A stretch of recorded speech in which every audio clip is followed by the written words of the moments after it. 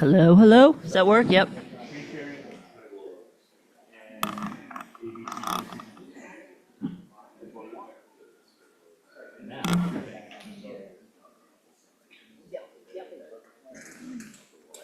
Yep, I'm going to introduce like town folks that I see here, different people, and then maybe. And then okay. I'll speak from that side. Okay, great. Okay. Reagan, you can scroll down and, yep, exactly. Okay, did I have a pair of glasses just fall off my head? Oh, good. I had two glasses on my head. That's excellent. No. Can you, for now, then when they get in there. Okay. Good morning. Everyone hear me good? Okay. If you don't know me yet, I'm Amy Baxter, the licensing administrator for the town of Nantucket.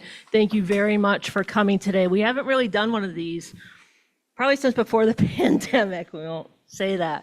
So we appreciate we have folks here from the ABCC and the Department of Labor to give you some information, very important information. And just kind of we want to have a talk about just all sorts of things that have come up in the past few years. We have a couple new regulations. We have the liquor to go. We have new standards, I believe, for IDs, new requirements or ability for folks to be liquor license managers and stuff like that. They're going to go over some of those basics, the happy hour law. So we're going to talk about some of that. We can flip up the agenda. What I want to do first is, in the next page.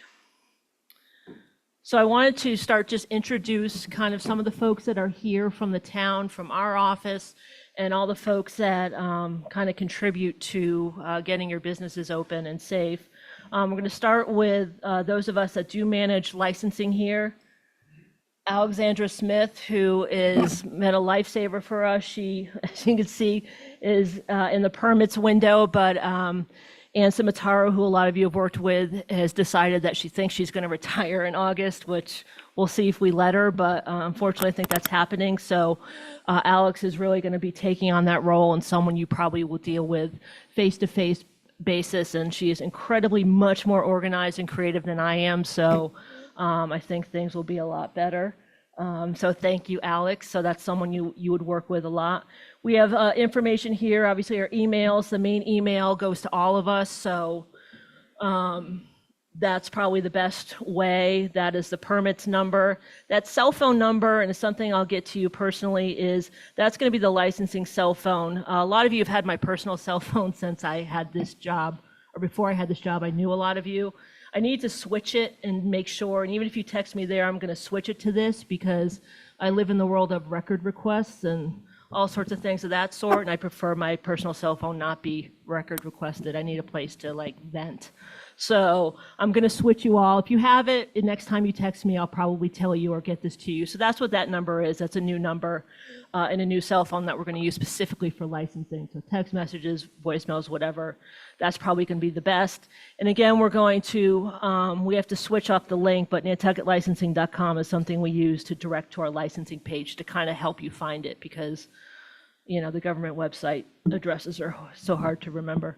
And again, we're open Monday through Friday, 8 to 4, if you have to bring stuff in. And again, in the vestibule, we have a drop box. So there's always, and this place is open 24/7.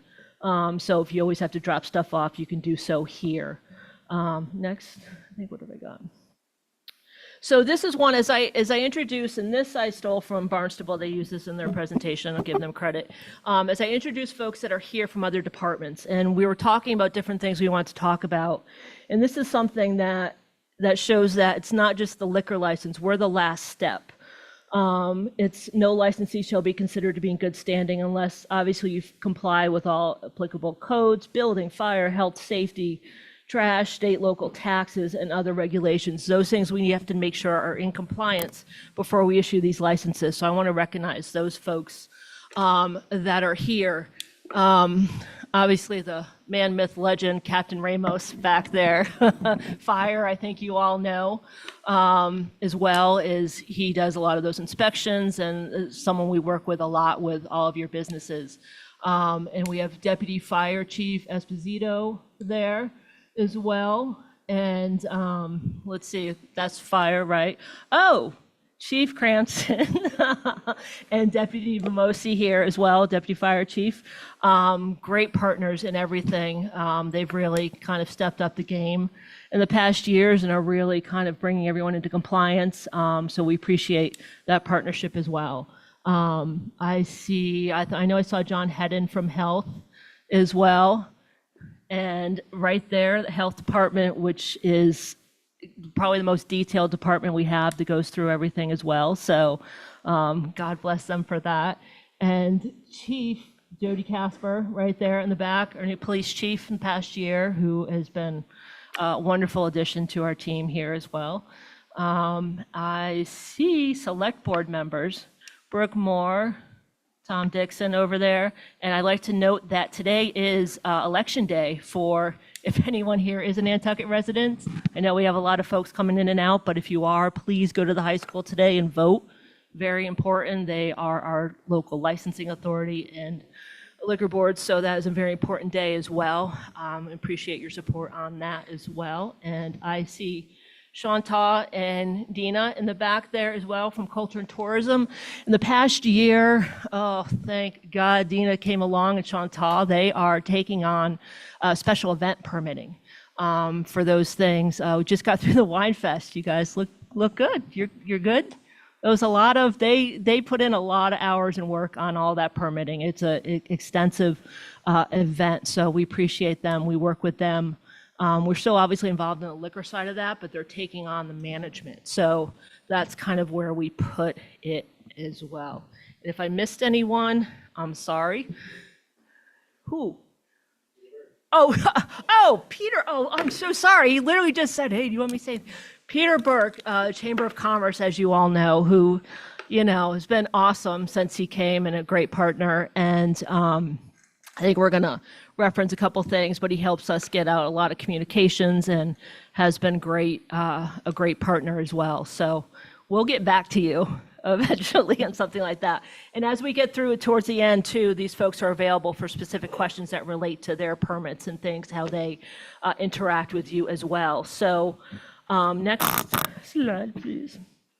So I wanted to do, and partially this is an introduction to the ABCC and to us to understand where we are as far as Nantucket in numbers. I'm just coming up on 10 years this summer and wanted to kind of look at where we are compared to when I started. So I kind of did a category of all the licenses we have, the categories we have now. I looked back in 2015, 41 annual and 45 seasonal. Now in 2025, we're up to 58 annual, 51 seasonal. So that's a big jump from 86 to 109. It's a huge jump as far as all these folks have to add that for their inspection schedules and administration and things of that sort. So that's where we are now. I was speaking on the way over here, just some of the challenges for the ABCC to be aware of as we're kind of looking at this and challenges you all are facing. We discussed how you all are not only just running businesses, you now are landlords. You have to deal with visas and staff that is turning over quite a lot. One of the struggles is you have staff coming from all over the country. It's not local. They go to Florida and they can do all sorts of things in Florida that they can't do here and might not know that. So that's where we kind of run into some problems. Sometimes staff that's managing something will do something not knowing about the happy hour law. Who knew that's not allowed? I can understand coming from somewhere else. That's a big one for us that we'll want to touch on as well, is the fact that people come from places where some of this might not make sense or they're not familiar with. So that's something I hope that will help today as well. And also we're in a very, very intense seasonal period now. It's not as much a flow as it might have been in the past. We had an extreme amount of closures, long closures this winter. There wasn't a lot open, and we understand why. People are saying now that it's just not financially viable. And just for the ABCC's knowledge, and I reported this in the annual report, is that with our annual licenses, it's been a struggle for a lot of them to stay open. We've had a handful that do stay open, that are able to do so, but keeping staff and just losing money has been difficult.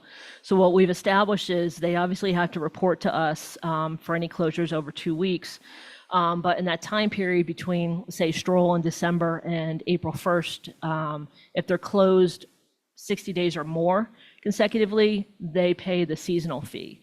And then if it's multiple years, we start to talk about, do you want to go to seasonal? So that's kind of how we've handled it. Trying to figure out how it works for Nantucket without doing another home rule petition, which I think we're king of at the state, is making special rules for ourselves. We don't want to go that direction, but that's kind of how we've handled it. And I understand why some of these folks struggle with that. So just kind of wanted to give you that. So I think that's a good introduction. We can go into the ABCC's presentation. So we might have run out of some of our copies. ABCC brought a ton of copies of their presentation. We will also absolutely, all the emails we got today and all the emails that we have. Yeah, you need. Okay, and we will email you everything. It'll be online, and we can email that to you as well. So if you didn't get it, we certainly will get you that information as well and make sure that's available for your staff. And this will be on video as well. Hi. What you need? You want to say something? Yeah. Okay. Before we go to the ABCC, we're going to hand over to Mr. Keene. Okay. Amy, you do an amazing job. How you doing? I'm John. This is an amazing room. There's a lot of people in this room that all work very hard, and you hit all the nails on the head about how difficult it is and the struggles that we go through. And we're all on the same team. And we all want to do better for the town. Thank you. Thank you.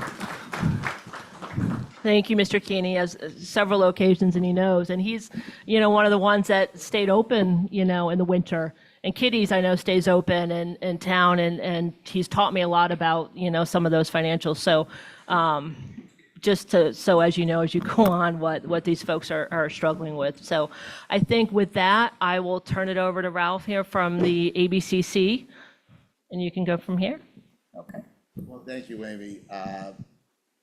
Before we begin today, I just want to talk about what today's all about. And today's all about licensee compliance. Just to let everyone know, we want to get out there today, the ABC, with our partner associates with the U.S. Department of Labor, the AG's office, and also Department of Industrial Accidents. It's all about keeping everybody in compliance.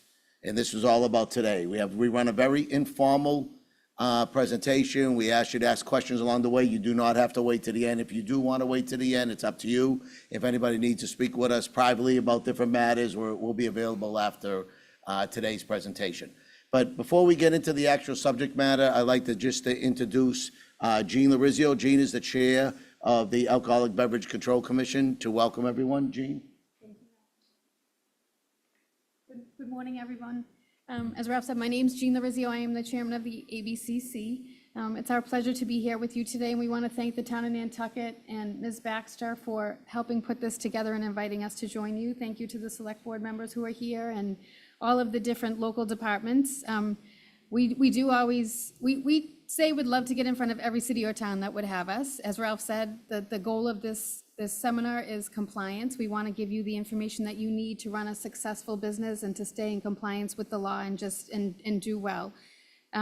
And when there are other cities and town departments that join us, it makes it an even a better opportunity for licensees to have this group of people in one room together so that you can ask any questions you have and to just gather information that we think is really important to help you stay in compliance. We will touch upon issues that Ms. Baxter mentioned. We continually update this training material so that we are giving you the most up-to-date information.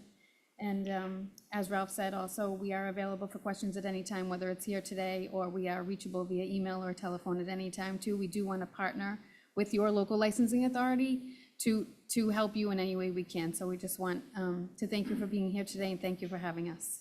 Thank you. Can I ask you one question? Yes.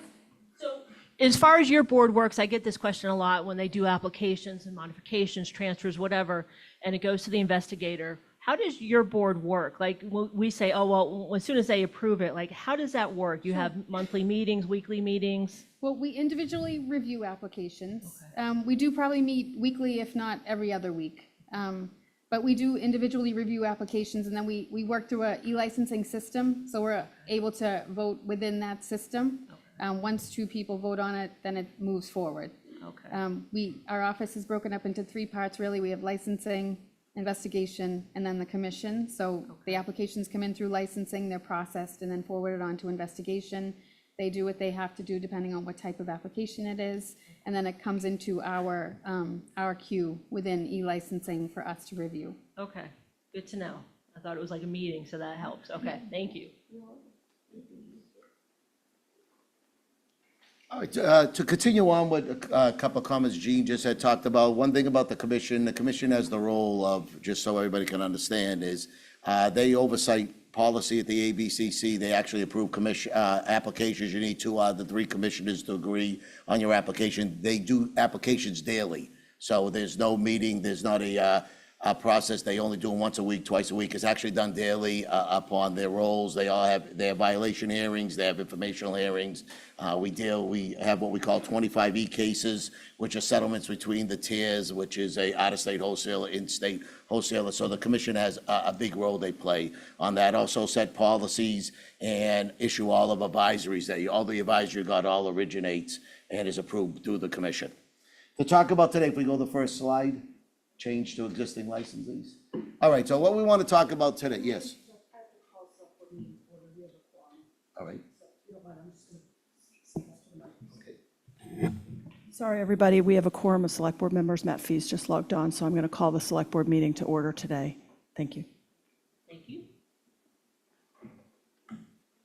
All right, so what this whole outreach compliance is about is we looked at different areas where there has been a lot of problems we see, and we see people making mistakes that they don't know they're making mistakes. There's a lot of fallacies out there about what you can do and what you can't do. What we're going to do today is we're going to actually move everybody in the right direction. What you've been doing before today, if it hasn't been right, that's in the past. As we move forward, this is what we're going to be telling everybody, the right way to between changes to your application through the amendment process all the way down to purchasing alcohol and service of alcohol. So let's talk about one of the biggest issues we see is changes to existing licenses. How does licenses work? The application, everybody in this room has been involved in the process. It's a three-step approval process.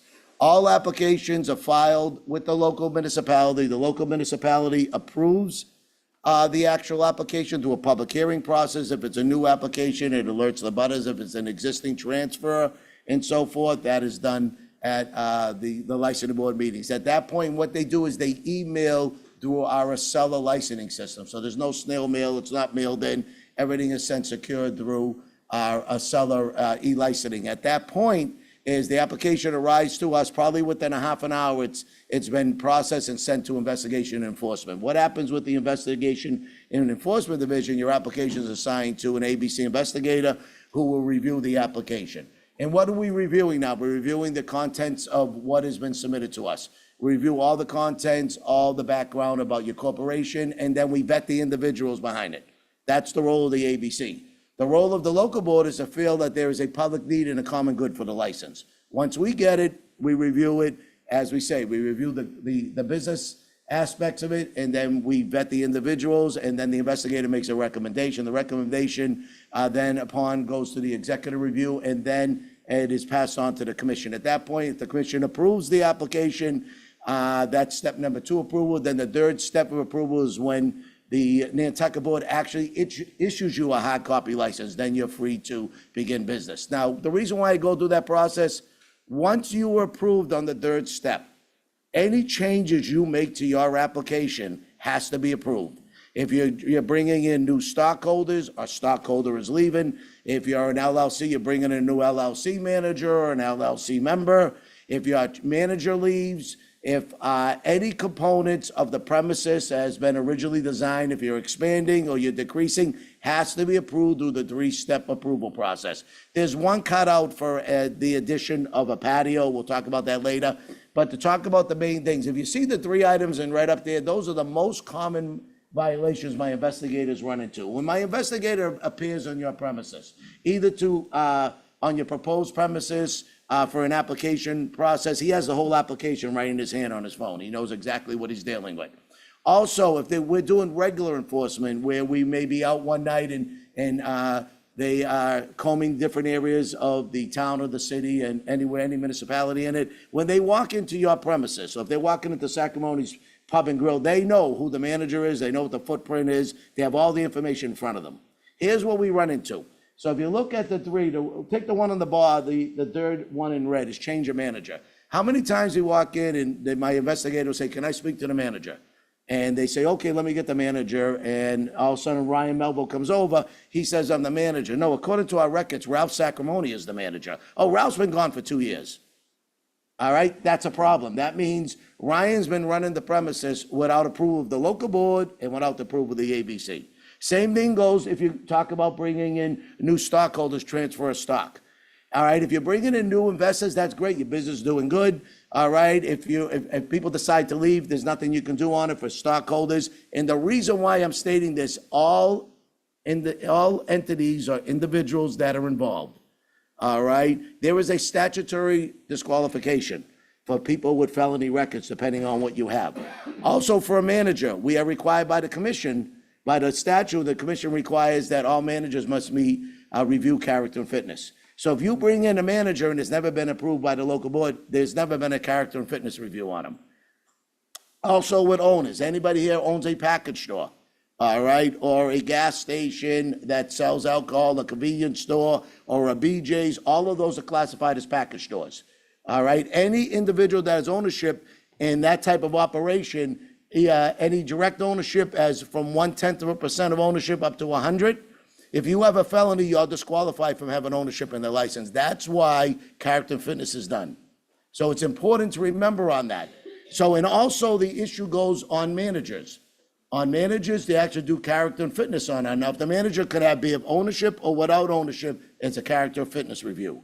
Then if you are a on-premise consumption, all right, restaurants, hotels, anything like that you have ownership in, the only thing that disqualifies you is if you have a misdemeanor or a felony narcotics conviction. So that means you're knocked out of the box, you cannot have ownership in it. So it's very important. That's why you bring in anybody in, they have to be vetted to make sure they meet the character, the category of good character and fitness, and that there's not a statutory requirement. Don't ask me why. The law was written 80 years ago. There's two different standards. There's a standard for package stores, which is much more strict, and then there is a standard for a on-premise consumption. So you want to make sure that you are following all those areas. Then also we have change of officers and directors. Officers and directors come and go, especially if you're a chain, say you're a chain type restaurant, like we'll just throw out there 99 restaurants or Applebee's. All the time, the presidents, the treasurers, the officers and directors are always changing. All right, and the reason why this is so important is that if you're officer director, if you're a club, all right, or a restaurant, if that person leaves, all right, you cannot put someone in that position without going through the three-step approval. The reason why is you're giving that officer director, according to your corporate papers or if it's an LLC or an LLC member, they have oversight of the license. So they're making a decision to appoint the manager. They make a decision to extend the premises and so forth. They can't do that till they are properly vetted and approved. So those are the three biggest violations we see people make. Not that they're intentionally doing it, but it does happen. The other fallacy, one of the first fallacies we're going to clear up is for everybody as a manager. A manager does not control the outcome of a license. We get these calls all the time. I know we have some managers that decide to quit. We have managers you have to let go, all right, whatever way it is. We get calls all the time at the ABC. I quit that location. You have to go down and shut them down. They don't have a manager. No, it doesn't work like that. All right? The manager controls the day-to-day activities. The entity that owns the license is responsible for what happens at this point. So what we're talking about is communication. If the last manager walks out on you, all you got to do is flip an email to Amy and her team saying, listen, Ralph Sacramone is no longer the manager. We have actively looking to find another manager. The president of the corporation, which is Ryan Melville, he's already been vetted. He's going to temporarily serve as the manager till we find another manager. Now the communication is there. That's what we're looking for. All right, and that's what will really say the board, and then at that point, it's up to you. I know you can't find somebody in a week. Sometimes it may take a month, but it's your due diligence. You can't wait 3 years and not have a manager. You can't wait 2 years. And I know it's very tough. We know about resources and and really trying to find staff, but it's important that you communicate to the board that Ralph Sacamone is no longer the manager. Ryan, who's already owns 50% of the corporation, he's already been vetted. He's gonna assume the role, and then we'll get to you shortly, and hopefully within 30 or 60 days, you can be able to find a manager.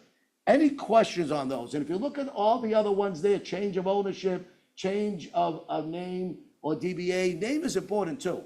There's a lot of, if you dealing, especially if you deal with your accountants, there's a lot of different types of tax breaks you can get. A lot of people come into the ABC as Sacamone's Pub Incorporated.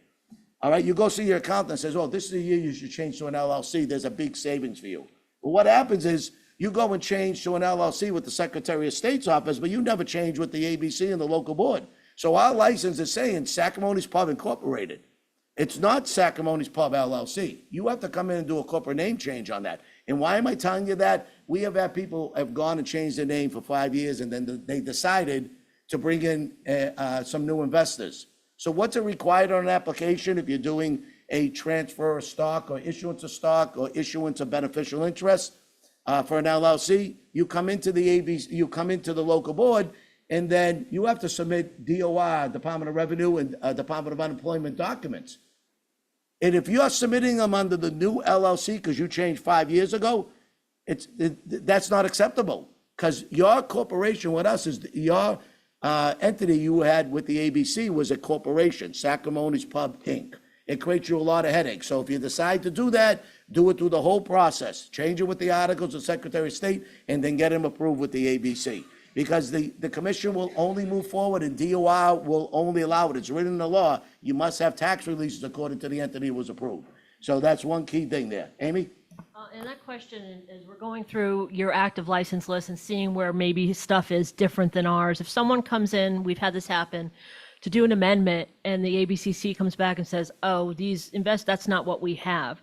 So, and that got lost in whatever in the years. So is there a way we can look and see who you have for some of these licensees to make sure that they are, because something could have got missed over the years, and we're trying to bring everyone up so that they're golden, but how do we find out what you have? Absolutely. All you have to do, if you're looking for any information on any licensee, you can just reach out to our licensing division. Okay. We will send you the documents that we need. If anybody wants to know about if you say you want to know about your license or your competitor's license, you can file a public records request with us. We redact all the important information, as you know, with social security numbers, right down the line, bank accounts. But everything else is public. You can see that Ralph Sacamone owns 50% of this license. Ryan Melville's the other 50% holder. So we can have that on anything. I just got to file with us. It's a little different for the local board because they already have they have all the information that we have. It just may be bringing everything together.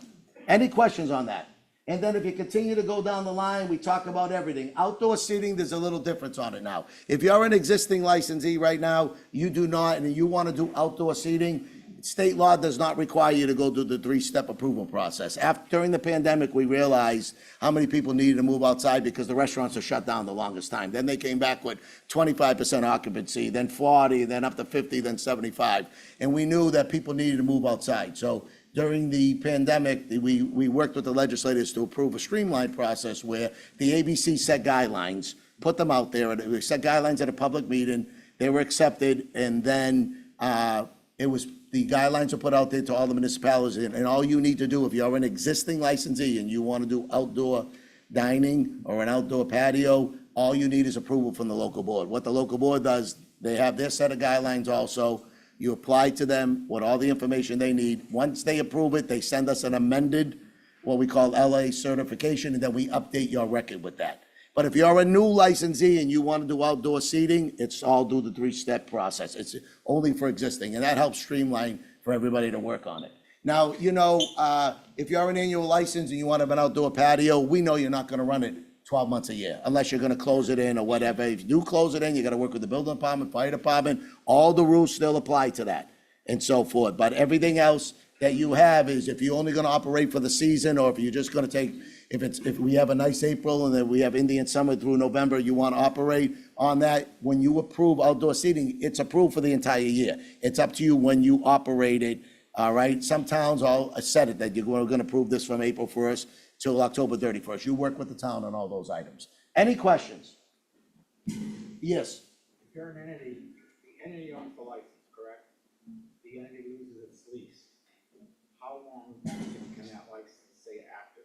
All right, so here's what happens to have what they call pocket licenses, is that someone will decide to shut down, not operate, and hold on to the license and renew it every year. All right, and then we have other situations like this gentleman says, you lose your lease, you got evicted. All right, here's basically what happened. There is a commission decision out there, all right, that says once the local board puts a licensee on notice for not operating, and and during that hearing, that licensee says, I am actively looking for a new location, or I'm actively looking to sell the license, you have 6 months from that day. Now, that 6 months is flexible. According to the local board, you have 6 months in a day. If you come back in 5 months, says, I have a P&S in process, we're gonna need an additional 30 days, the local board has the right to do that. But your license will not be taken away, all right, and the local boards work on the 6-month deal, just like the ABC does. So once you put on notice, that's what happens. So you have to work very closely if that's over there. This is preventing for people just holding on to pocket license for many years. Any questions on that? That answer it? Someone else had their hand up there, I thought. Yes, Evan Marley from Pie Pizzeria. How are you today? good, how are you? Good. I got a question about renovations and alterations to the premise. What scope of a renovation are you talking about? Are you talking about like, maybe a little change in the bathroom here? Or are you talking about actually the physical, when does it affect the liquor license? Okay, here's what happens. When you go to originally get your license, you give a diagram, you state the square footage, you state how many rooms there are. So what we're looking for on an alteration of premises, so say you come in, you're saying, I'm 3 rooms right now, I am 5,000 square feet per room, so total of 15,000 square feet, and so forth. You decide now, I want to go from 3 rooms down to 2 rooms. You're gonna take down a wall, that's an alteration of premise. You're adjusting the permanent structure of the building. That's what we're talking about. If you're right now, you've been allowed by the building department to have 100 people on this premises, and you set up a table design and everything. If you're decided to pull a couple of tables out and move them around, that's not an alteration of premises. If you are moving bathrooms from one side to the other side, or you're moving permanent, but this is a bar, you decide to move it there, that's an alteration of premises. The permanent structure moves is something that you will deem different from the original layout. That's what we're looking for. Painting is not, all right, items to that extent. If you decide to put a new drop ceiling in, that's not an alteration premise with us, but you may need it, you will have to check with the building department if a building permit's required, because there's electricity and lights and everything involved in that. So that's really how we want to work it on it. Same thing outside. If you're allowed outside, 5,000 square feet outside, and then you have a temporary bar, you want to move it from the right side to the left side, that's not an alteration of premises too, because that's a temporary portable bar. Same thing with function halls. You have function halls set up, and if you're moving portable bars around, we're not worried about that, but as long as you're not going from 3 rooms down to 2 rooms, or 2 rooms to 4 rooms, where you're putting up structures, that's an alteration of premises. Thank you. Yeah. Yes. The gaming machine does lack hard of hearing, and when my contemporaries and people that are really respected in this business ask a question, I can't hear what they say because you guys are talking into microphones. I can repeat the question for you. Can you hear me okay? Okay, so if someone asks a question, I'll repeat it. Oh, he has also a microphone. The rock star over there has a... Microphone, I need a hearing device. We'll do our best here. Okay. All right, so if anybody has a question, well, I can hold the microphone there. sure, absolutely, we can help you out. Oh, yeah. Oh, Sean Sure. was an expert at this, actually. So I'll give you a question right here and I'll bring you the microphone. Chantal's gonna, yep, thank you. All right, any other questions before we continue to move on? And then also, the last thing we talk about is change of hours. All right, right now, when you receive your license, you are you're asking the local board for a 7-day-a-week license, operating from noontime to 1 a.m. All right, if you decide to change any of that, all right, you decide I'm gonna close on Mondays, it's a slow day. All right, you have to go in and change your license, because you're permanently changing what the local board approved on that.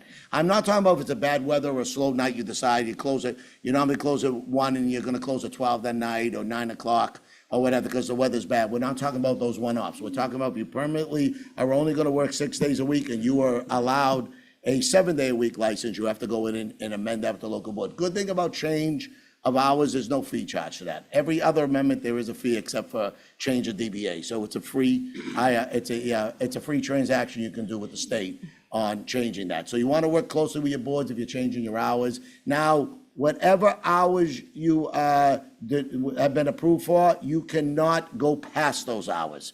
So if you're only allowed to open to 12, all right, and what is the closing time on Nantucket? It's 1 a.m. 1 But a.m. can I tell you one thing Yeah. about what we've learned recently in learning about all the laws is that for years, there were restrictions put on some times for some locations, special permits, other things. And then I realized that statutory, that they're allowed till 11 p.m. We can't mess with that. That is correct. So we've been updating some folks with that too as well, that if a liquor license is allowed, and the select board knows this now. So we do have kind of all over the place in some areas, so we've been trying to rectify that the past few years. Which is a good point. So right now, everyone that's an on-premise license, right, you're allowed to operate to, you're guaranteed to operate to 11 p.m. After 11 p.m., it's the local board's jurisdiction that, all right, throughout the state, you can operate to 2 a.m. All right, no licensee can operate from 2 a.m. to 8 a.m. except for 3 facilities. Those are the 3 casinos. They can operate to 4 p.m. Everyone else, depending what's on your license, if your license says you close at 11, you just can't arbitrarily decide to open to midnight. You have to get permission on that. If it's a one-off, go through the local board. They can help you. Same thing with New Year's Eve. Some people like to stay open an extra hour. The board can grant it, and so forth like that. So you just want to make it's important on the change of hours to make sure you need on it, because everything is stated on your license. When my investigators walk in, they're going to look at the license, and the license says you're only scheduled to be open till midnight, and you're open, and it's 12:30, and you're actually operating outside of your hours. All right, and no alcohol can be served outside of those hours. Everybody understand that? So if you close that, Kyle will cover this a little bit in the presentation. I told Amy we'll cover a lot of these different issues. And one of the key things is if you're closing at 12, alcohol sales stops at 12, for everybody to understand that. Then the local board has guidelines and everything for closing and all of that you need to abide by. Any questions on that? All right, we move to the next slide. All right, now the next slide, this is going to be presented by our Deputy Executive Director, Ryan Melville. And what we have is, we're going to show you how to navigate through the website. Everything I talked about, how to file an amendment, all of that, Ryan's going to walk you through right now and so forth, all the different areas. We got some great tools out here from FAQs all the way down to commission advisories, the hearing schedule. So I'm going to turn it over to Ryan right now. And just before we do that, I see someone has their hand up online. If I can ask anyone who's on Zoom and has a question, if you can put that in the chat, that would be easier for us to kind of look in and answer the questions as we go through this. So for a person who has their hand up, if you can do that, that'd be great. Thank you. Thanks, Ralph. Thanks, Amy. My name is Ryan Melville. I'm the Deputy Executive Director. I've been working with Amy for about 10 years. I can tell you I am the primary contact for every city and town in the Commonwealth.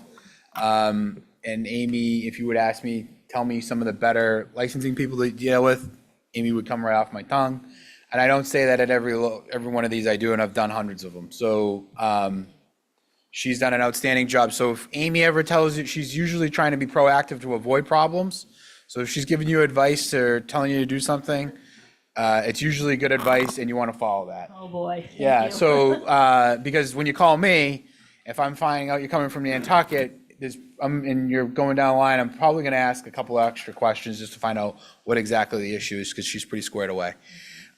Just going to go over some resources for you. I'm going to be respectful of your time. I know we're moving, we have a lot to cover today, and we're at 11:45. So here's our website. You just Google Mass ABCC. You're going to see our contact information. So everybody here and everybody at the agency, you have our phone extensions to our emails if you wanted to reach out to us.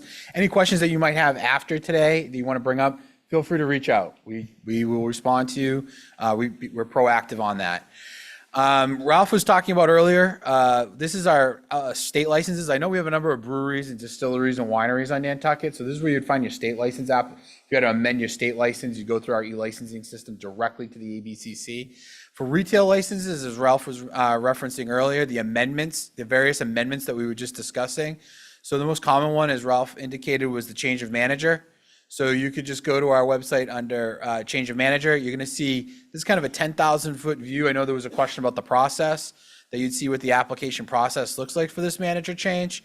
And then obviously the actual application for that manager. The first thing you're going to see is the checklist. And that's the checklist that to ensure that you as the applicant, the local board, and the ABCC are operating off the same sheet of music.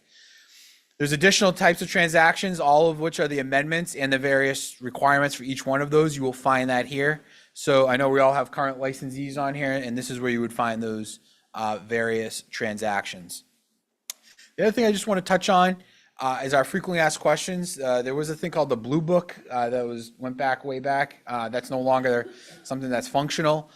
We have to now, we basically over the last 6 years put together the most common questions that everybody at the agency received, and those are our frequently asked questions. Every question that you might have or a flavor of that question is likely in our frequently asked questions. And it's not just retail on-premise or off-premise, it's also the state licensure issues that come up.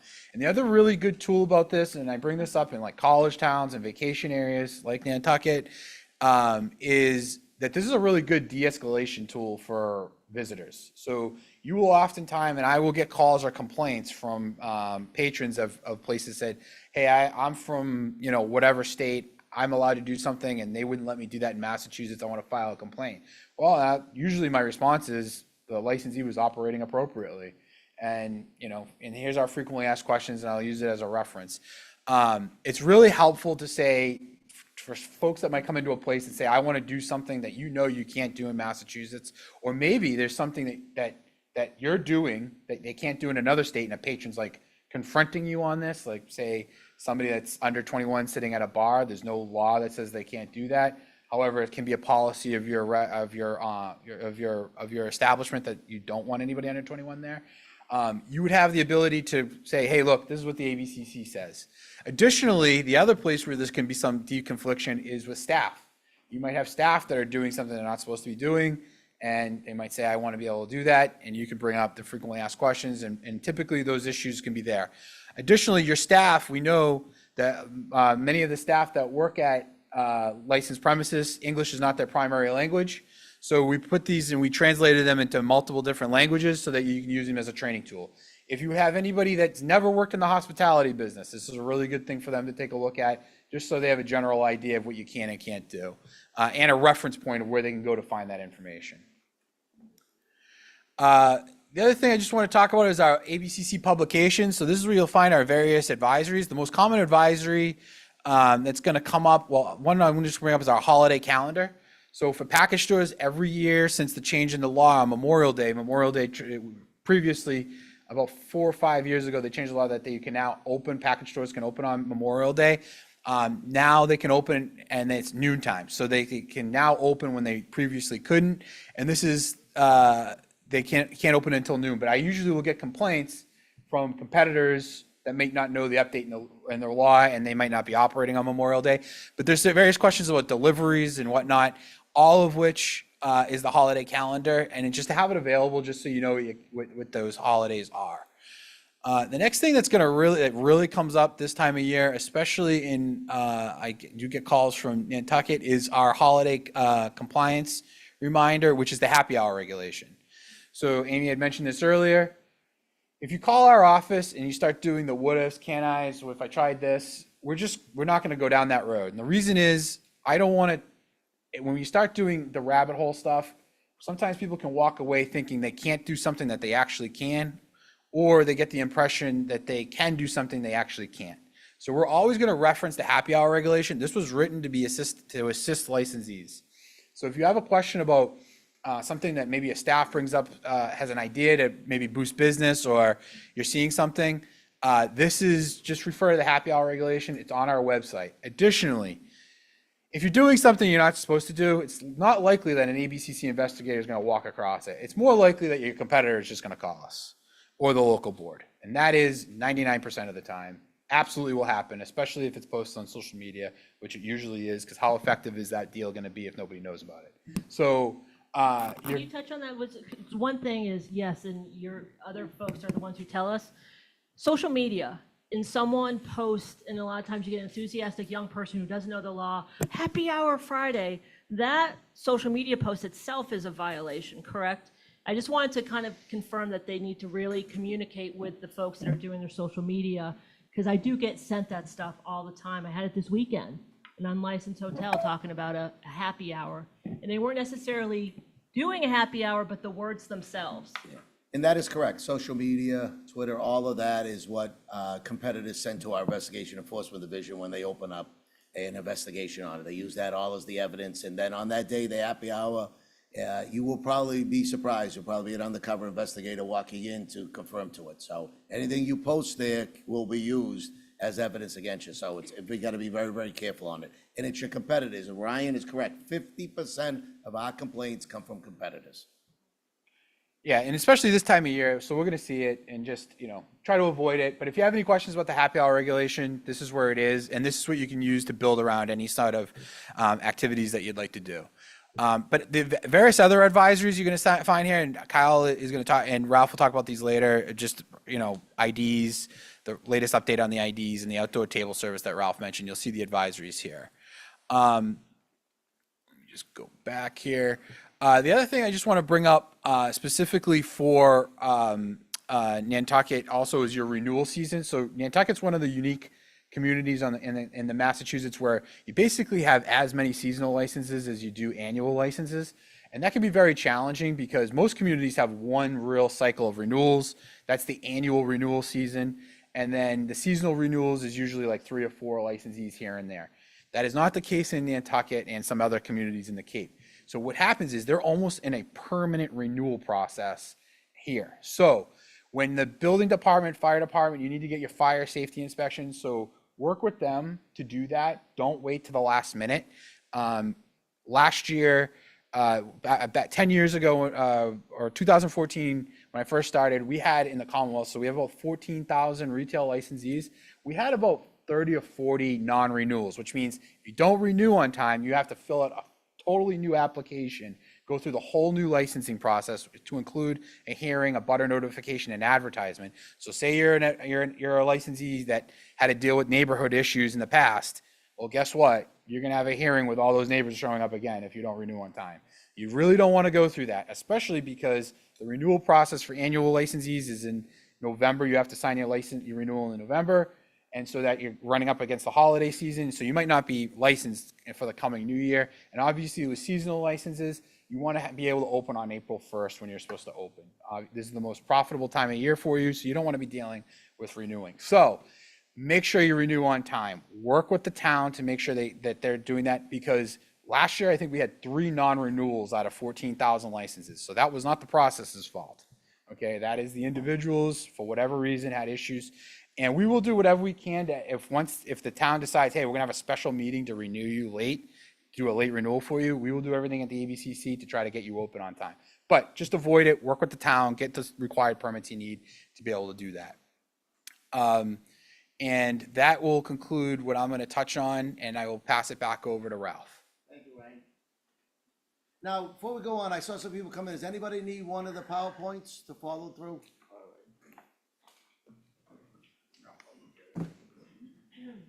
Just hold your hand up, we'll bring them to you. Oh, you got them right there. There you go. This is the same as the Nantucket package too. So this is just any extra copies you may need. And again, we'll make sure this is up online and you all get it in email as well. And the reason why we pass out the PowerPoint presentation, this is a nice training guide to bring back to your locations. It gives you everything along the way. You also can find it on our website. Just go to frequently asked questions down the bottom. It'll say the 2025 licensee compliance renewal. So you have it all there for information to use. Now, the next part of this, part of the presentation, we're gonna get rid of all the fallacies that are out there. People think these are rules, this is the law, you can do it, this is where we're gonna approach you and help you move forward in the correct direction. All right, first thing is purchasing alcohol from authorized sources. What is an authorized source? Now, I know it's unique because this is an island, all right? And you're limited to what vendors and so forth that are out here. But basically, an authorized source is any Massachusetts wholesaler or any Massachusetts manufacturer. The key is Massachusetts, all right? You only can buy alcohol That's beer, wine, spirits, champagne, and cordials from a Massachusetts wholesaler and a Massachusetts manufacturer. All right, and the reason why I bring that up, people get confused. Costco's, BJ's, and Sam's Club are not wholesalers. All right, they are nothing more than a large package store. And we have people operating the business going to them and buying product. You can't do that. How do we find out? Competitors say it all the time and tell us. All right. Second of all, is that the reason why this is done in this manner, we are a three-tier state. Out-of-state wholesalers, like just say Johnny Walker sells to in-state wholesalers, in-state wholesalers sell to retailers, everybody in the room, and then retailers sell to consumers. No one can cross the tiers. All right. One great thing about that is we can track the product. We know when the product leaves, we know where the product came from Kentucky, what wholesaler it went to, where the wholesaler distributed. God forbid if there is any issue or anything like that, it's all the product is tracked. All right, so that's the key thing. Second of all, that we run into all the time right now is pirated alcohol. There's a lot of alcohol out there that the label may say Johnny Walker Black on it, may not. I'll give you a good example. We had somebody up in Massachusetts, up in, I forget what region it was. I think it was somewhere up in the North Shore area. Somebody was driving around and pulling up to these package stores and restaurants and telling the guy, listen, I got 5 cases of Johnny Walker Black in here. I'll sell them to you for $300. Now, you know, a case of Johnny Walker is $700, $800, $900, right? So people, oh, it's a great deal. I'll buy each case for $200. You do not know if that's Johnny Walker in that bottle. All right, there's a lot of pirated product out there. If anybody realized during the pandemic, a lot of this got down the Caribbean and 9 people died, the product was toxic. So just think about what issues you're dealing with buying product, you do not know where it's coming from. Second of all, as we talk about the complaints. All right, we had a complaint called into our investigation enforcement division, and it was detailed. It says, if you come to this location on a Thursday at 4 o'clock, a white truck pulls up, hundreds of cases of product are unloaded. There's no name on the truck, there's no anything. So my investigators go down there undercover, they watch the truck pull up at 4 o'clock. All these cases are unloaded, brought into the package store. When they're all done unloading, my investigators go in the store and they ask one question to the storekeeper. It's very simple. Can we see the invoice? The invoice was a New Hampshire package store. So what happens? The ABC confiscates all those cases of alcohol. You have now a violation in front of the commission. I have never seen anybody ever win on that, saying that you purchased from an unauthorized source from New Hampshire. So here's what happens. The commission ends up giving you a violation, all right? And those can range from a warning all the way up to revocation of your license, depending on your past history and progressive discipline. The other issue is this. The money you put out in the New Hampshire package store and the product you have, you do not get the product back. The product is destroyed. It's sent out to hazardous waste material, and those 100 cases of product destroyed. So you lost on both ends. You lost the cash that you put out for it, and you lost the product. So I just want to let everyone know, you do not get it back. So don't think, oh, I'll serve a 1-day suspension and I'll get my 100 cases back. It doesn't. It's automatically destroyed because it was purchased from an unauthorized source, not in Massachusetts. So anybody telling you along the way anything different, you cannot do on that. Any questions on that? And authorized sources, and remember, your competitors are looking all the time. All right? Now, I know we run into situations, and everybody asked me this question at the seminar. I'll just jump to it now. If I run out of a bottle of Tito's and I run down to the package store, is that legal? That is no. But do we go looking for that? No, we do not. But I'm telling you, it's illegal to buy from a package store, then resell it on a licensed premises. Does everybody understand that? But we do not go looking for that. We know people run into problems and so what, but it's when you begin to conduct your business, not using the wholesalers and not buying product through authorized sources and using package stores, most likely we will get a complaint from one of your competitors. Any questions? All right, next slide. All right, section 12 and section 15's dual ownership. So for instance, say you own multiple restaurants, you own 3 restaurants, all right? There's a fallacy out there that you could transfer alcohol back to the 3 restaurants because it's the same corporation. You cannot, all right? So if you've been doing that now, just stop. And the reason why I'm telling you, each license is site-specific. So if there's one on 1 Main Street, one's on 10 Broadway, and one's on 6 Canal Street, you cannot transfer the alcohol between the locations. Same thing goes for restaurants, same thing goes for package stores. You cannot. So it's very important. For some reason, people thought you could transfer them back and forth. They have not The legislators has not changed the law. Eventually, if they change the law, then we'll let you know. But as it stands right now, you cannot transfer alcohol between both stores because you create a double violation. All right? The store that the product originated from and you're transferring to your 10 Broadway location, he is going to be charged as acting as an unauthorized wholesaler. The person receiving it, all right, that location receiving it is going to be charged as buying from an unauthorized source. So we don't want that to happen. So if you're doing that now, just cease it and continue what you need along the way. Any questions at all on that? Yes. Wait a minute, just wait for the microphone, go ahead. It's not quite the same, but say, for example, I've ordered we have some issues out here with deliveries sometimes, especially late in the week. Product doesn't come over on a boat or gets lost at the warehouse at one of our local distributors or whatever. We're really counting on a bottle of something coming in. We get in touch with our rep for an official company and say, hey, any chance we can get this over here? Are they allowed to sort of like go to another of their clients and sort of say, hey, I'm going to borrow a bottle of Johnny Walker Black, send it over to us, and then we'll sort of like make sure they get reimbursed with it on our next delivery. Does that make sense? Yeah, that's improper to do. Okay. Yeah, and the only reason why it's improper to do, and the wholesaler is telling you to do that because he has already sold that product to another individual.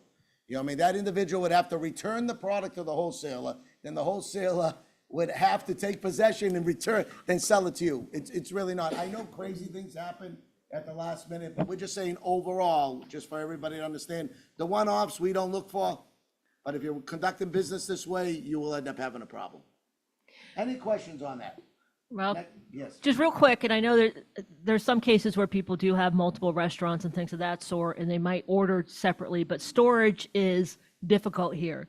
But it's correct that storage needs to be separate for each of those licenses. Yes, Even if okay, they're in so- the same location, they need to be separate. Can you Yeah, and this address may that? help you. There is a pending bill out there to help licensees, Section 12s and Section 15s have off-premise storage. It's been out there for at least 3 sessions now, that's 6 years, it hasn't moved forward. But basically, right now, on your license, when you get an approval, all alcohol must be stored, sold and stored on your licensed premises. You cannot be storing them in storage bins, or you cannot be using a warehouse, you can't do it. All your alcohol has to be there. Now, if you have a package store and a restaurant in the same building, and you got one in one suite, one in the other suite, that alcohol has to be kept separate. Now, hopefully in the future, the bill will come and it'll allow you to do off-premise storage, so there could be a licensed warehouse. You could store the product in your own cage over there. It'll help you with volume buying, especially on this island, like that gentleman said, you can actually buy a couple and store it there, but as of right now, it doesn't work that way. You have to keep it all on your premises, or your licensed premises, in the correct licensed premises for your license holder. Any questions? Next slide. All right, delivery of alcohol. There's a fallacy out there that delivery only came about during the pandemic. No, a Section 15, a package store can always deliver alcohol as long as they got a transportation license. So you get your regular license, your Section 15 retail license, do the 3-step approval. That's it. Local board, ABC, local board issues the license. On a transportation permit, you apply directly to the ABC.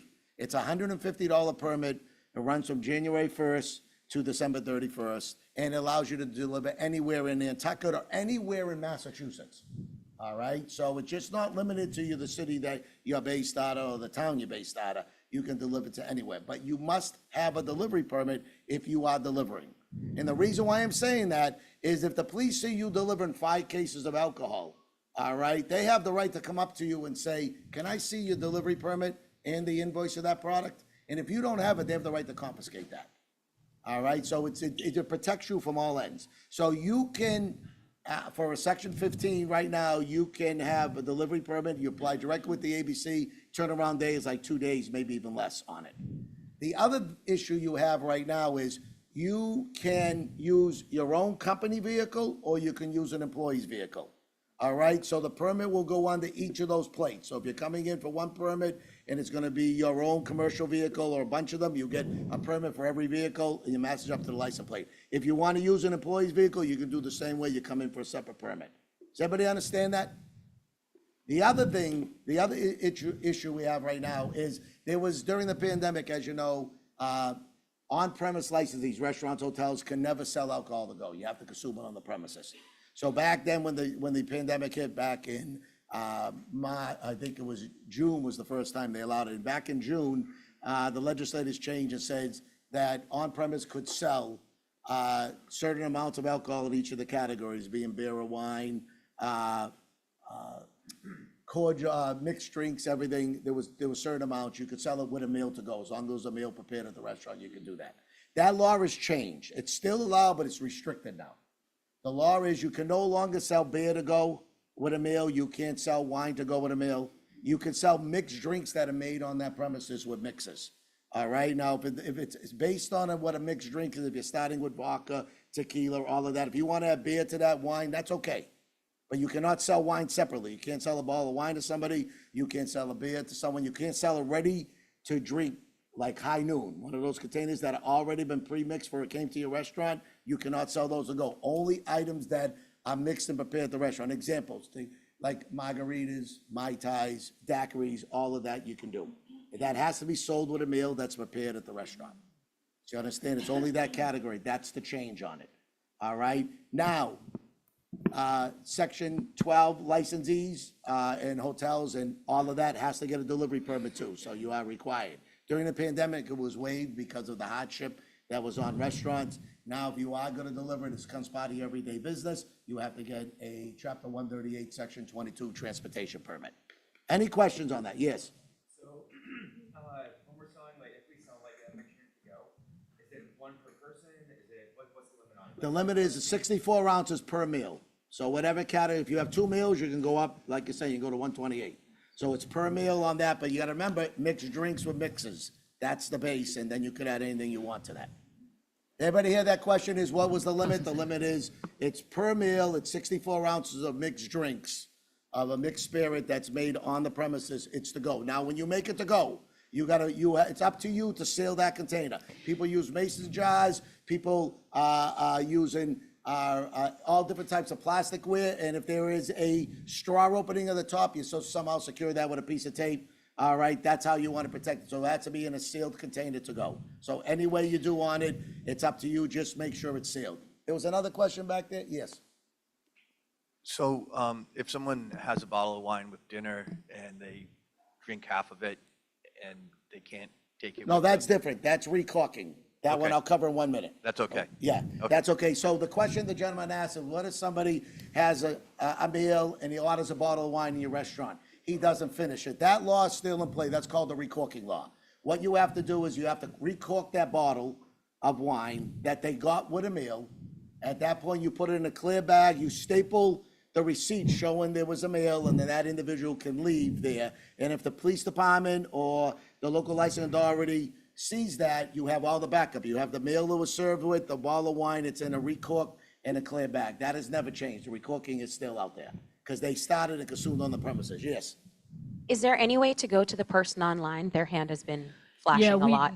we don't, I will. I think we said that there was a chat, but there's not, so. All right. Let me do that real quick. Can I ask real quick before I do that? Sure. That same question, someone has a meal, they have a cocktail, they haven't finished a cocktail. I've seen this happen, and it's put in a to-go cup for them to take home because they ate the meal on the premise but didn't finish a cocktail. Can they do that? No. Yeah, it's just Cannot do takeout that. You food. cannot serve cocktails, resale them for them to go. You cannot. It's only for delivery, with a meal for delivery. It's not stop consumption on the premises and then you leave with it. Go ahead, coming right down with the microphone. Go ahead. You emphasize the word delivery, but what about a pickup? Pickup's okay. You can pick up food, absolutely. Question is, what about people coming to pick up an order? Can they get a Mai Tai to go or a daiquiri? Yes, they can. Someone else, I think there's a question right there. Yeah. Hello. My question is, What's the, like, why we have to do this? So is someone there? No? They might have just. Okay, we'll hold on to them. Go ahead. what if your license is only for malt beverages? I heard that they continued allowing the cocktails to go, but that was only if you have a full liquor license, but I don't see that in the packet. So is that not true? No, it's not. If you're only allowed to do, if you only have a beer and wine license, you can't serve any alcohol to go with a meal. Even if it's like a mixed drink, a mixed like frosé? No, if it's mixed with tequila, vodka, or whatever. No. No, you won't be able to do it. It has to be, the base is spirits. Then you can add wine to it, you can add beer to it, and you can add champagne or anything you want, but the base is spirits with mixes. That's what you do. You cannot, so if you have a beer and wine license only, you can't do it.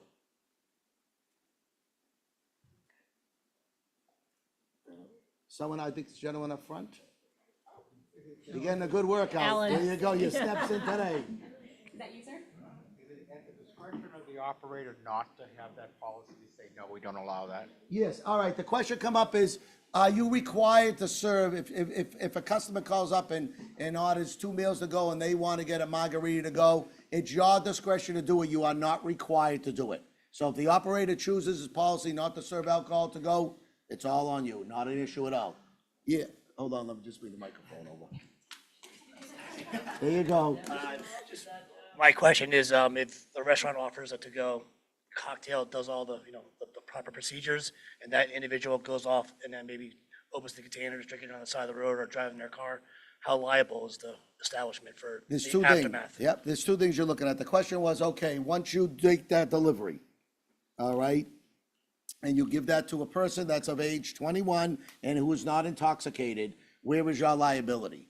You done everything up to that point. What that person does after that, as long as they were not intoxicated and not under the age of 21, I think my normal reply is you should speak to your own legal counsel on that matter, but you have done everything you were supposed to do. They weren't intoxicated and they were above the age 21. So I won't come out and say you're totally clear, but you would have to probably consult your attorney on that. The thing I want everybody to remember, the most important thing out of this is you do a great job checking IDs on the brick and mortar. When you deliver, you do the exact same thing.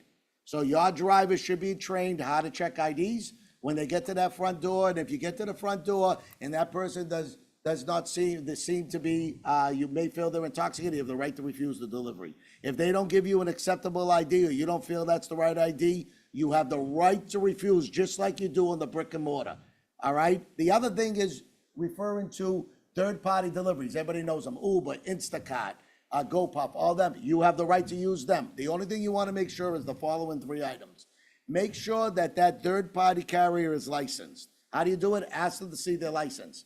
It'll say right on it, Massachusetts Express Transportation License, Section 22 in the year. All right, that's what you want to see. Number 1. Number 2, you want to make sure they have policies and procedures in place that you can check when they're making deliveries. You don't want to take it upon them saying, yeah, we're checking IDs. You want to be able to see. Some people take pictures of the ID. Some people scan them, whatever they want, where you want. You want to protect yourself. And the reason why I'm saying you want to do that is you are transferring the authority of alcohol, all right, which is a controllable substance, to another licensee. That licensee, you want to make sure is doing proper thing with it, because if that alcohol ends up in someone at the end of the road, someone underage, and that person leaves there and hurts someone or hurts themselves, any good attorney is going to bring it all the way back to the original source. It's going to go after the delivery company and you, because you gave authority. And if you don't doing the proper thing and making sure that they are doing compliance properly and that you can verify, you could have a headache in the long run. And then the last thing is, none of these delivery companies can take a percentage of the alcohol sales. There's a lot of bull crap out there that they're saying, yeah, we spoke to the ABC, we could take 33% of your liquor sale. That is a lie.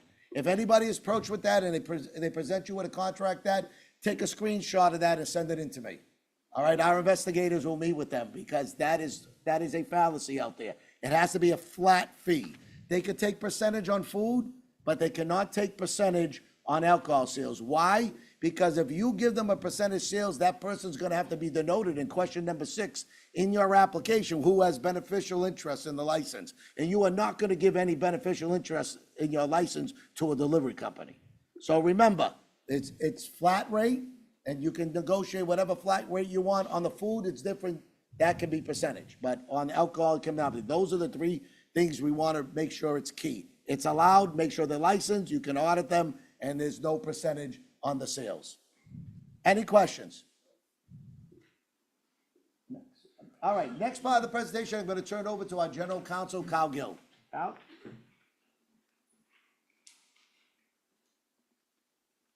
Thank you, Ralph, and good afternoon, everyone. I'm Kyle Gill. I'm General Counsel of the ABCC. Again, thank you for joining us this morning and now afternoon. I'm going to start with compliance checks, a somewhat easy topic.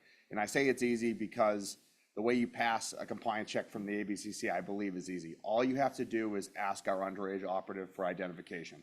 If you ask our underage operative for identification, they turn around and walk out your establishment. You pass. I know the ABCC Investigation Enforcement Division just began this spring again with compliance checks, so they are going to go throughout the end of the year. If you do deliveries, we are also doing compliance checks on deliveries. So as Ralph mentioned, make sure that any delivery company you're using, or if it's your own drivers, that they're checking IDs, and make sure they have policies and procedures with regard to that in order to protect yourself. Does anyone have any questions on compliance checks in general? I know Nantucket might do them as well separately. Yes, we do. All right, thank you. And as I mentioned, it's not always that easy. So the next slide is, this is a recent change in the law. It's identifications in which licensees can reasonably rely on. And there are now 8 types. And just to specify, these have to be valid identifications for a licensee to be able to reasonably rely on them. They are a Massachusetts driver's license, Massachusetts liquor ID card, Massachusetts identification card, passport issued by the United States or a government that is officially recognized by the United States, a United States passport card, and a military identification card. Those 6 have always been what you can reasonably rely on. 2 new ones have been added this year, beginning on April 8th. A valid driver's license issued by another state, and a global entry card issued by U.S. Customs and Border Protection. Now, all 8 of those types of identifications, if they're validly issued, can be reasonably relied on. So when does this come into play? First, I would say it doesn't come into play when someone hands you a valid license in Massachusetts or New Hampshire, and they look nothing like the person on the identification. I would suggest that's not reasonable. Same thing with someone, they come to you and they don't look a day over 15 years old or 16 years old. I would also suggest that's not reasonable.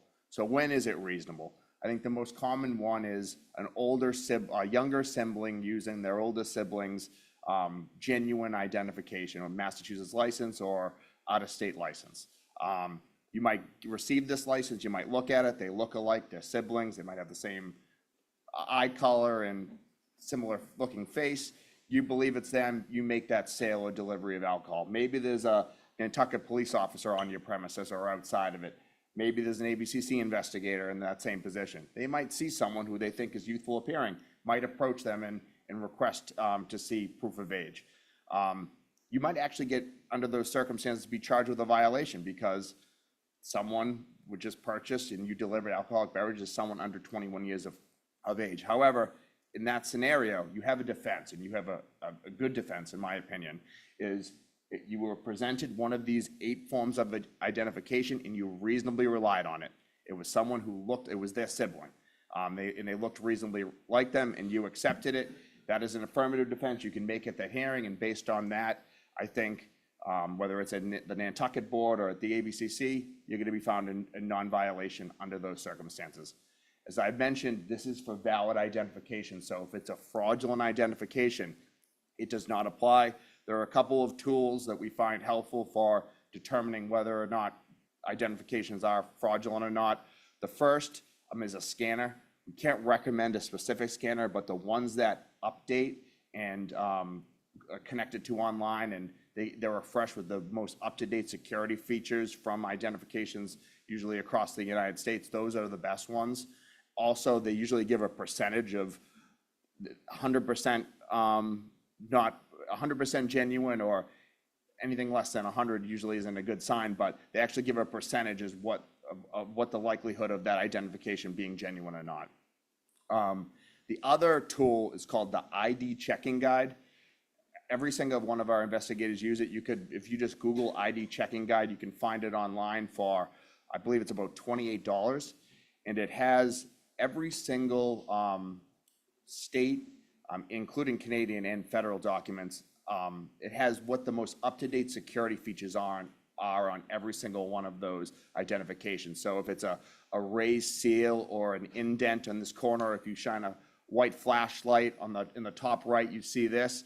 it's a great tool to be able to help your servers as well as your security in order to determine if an identification is fraudulent or not. Now, there's also other types of violations that aren't just related to sale and delivery, and that is sometimes more common on premises is someone over 21 years of age will purchase an alcoholic beverage and then pass an alcoholic beverage off to someone who's under 21 years of age and they are on your premises. Licensees are required to keep sufficiently close supervision on their premises. So if that happens and an ABCC investigator and Nantucket Police comes in and that occurred and now there's 4 people who have been handed alcoholic beverages that are now drinking on your premises, that violation is actually not you selling or delivering them. It's you allowing them to possess alcohol on your licensed premises because you are required to sufficiently monitor and make sure that your premises is compliant with the laws of the Commonwealth. So you don't have that same defense when that occurs.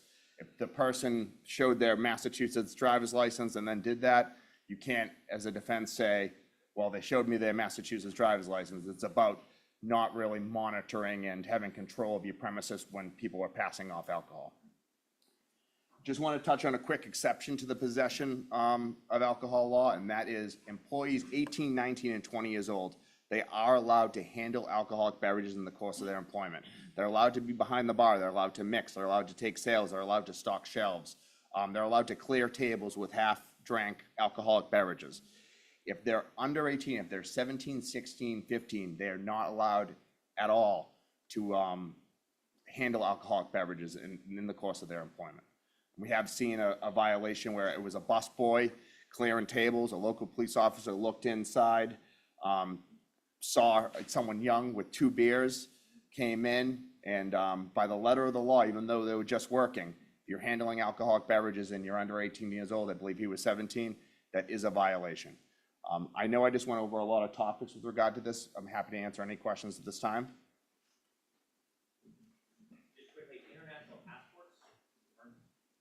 So if it's a passport that's from a country that's officially recognized by the United States government, then it is one of those types of identifications in which a licensee can reasonably rely on.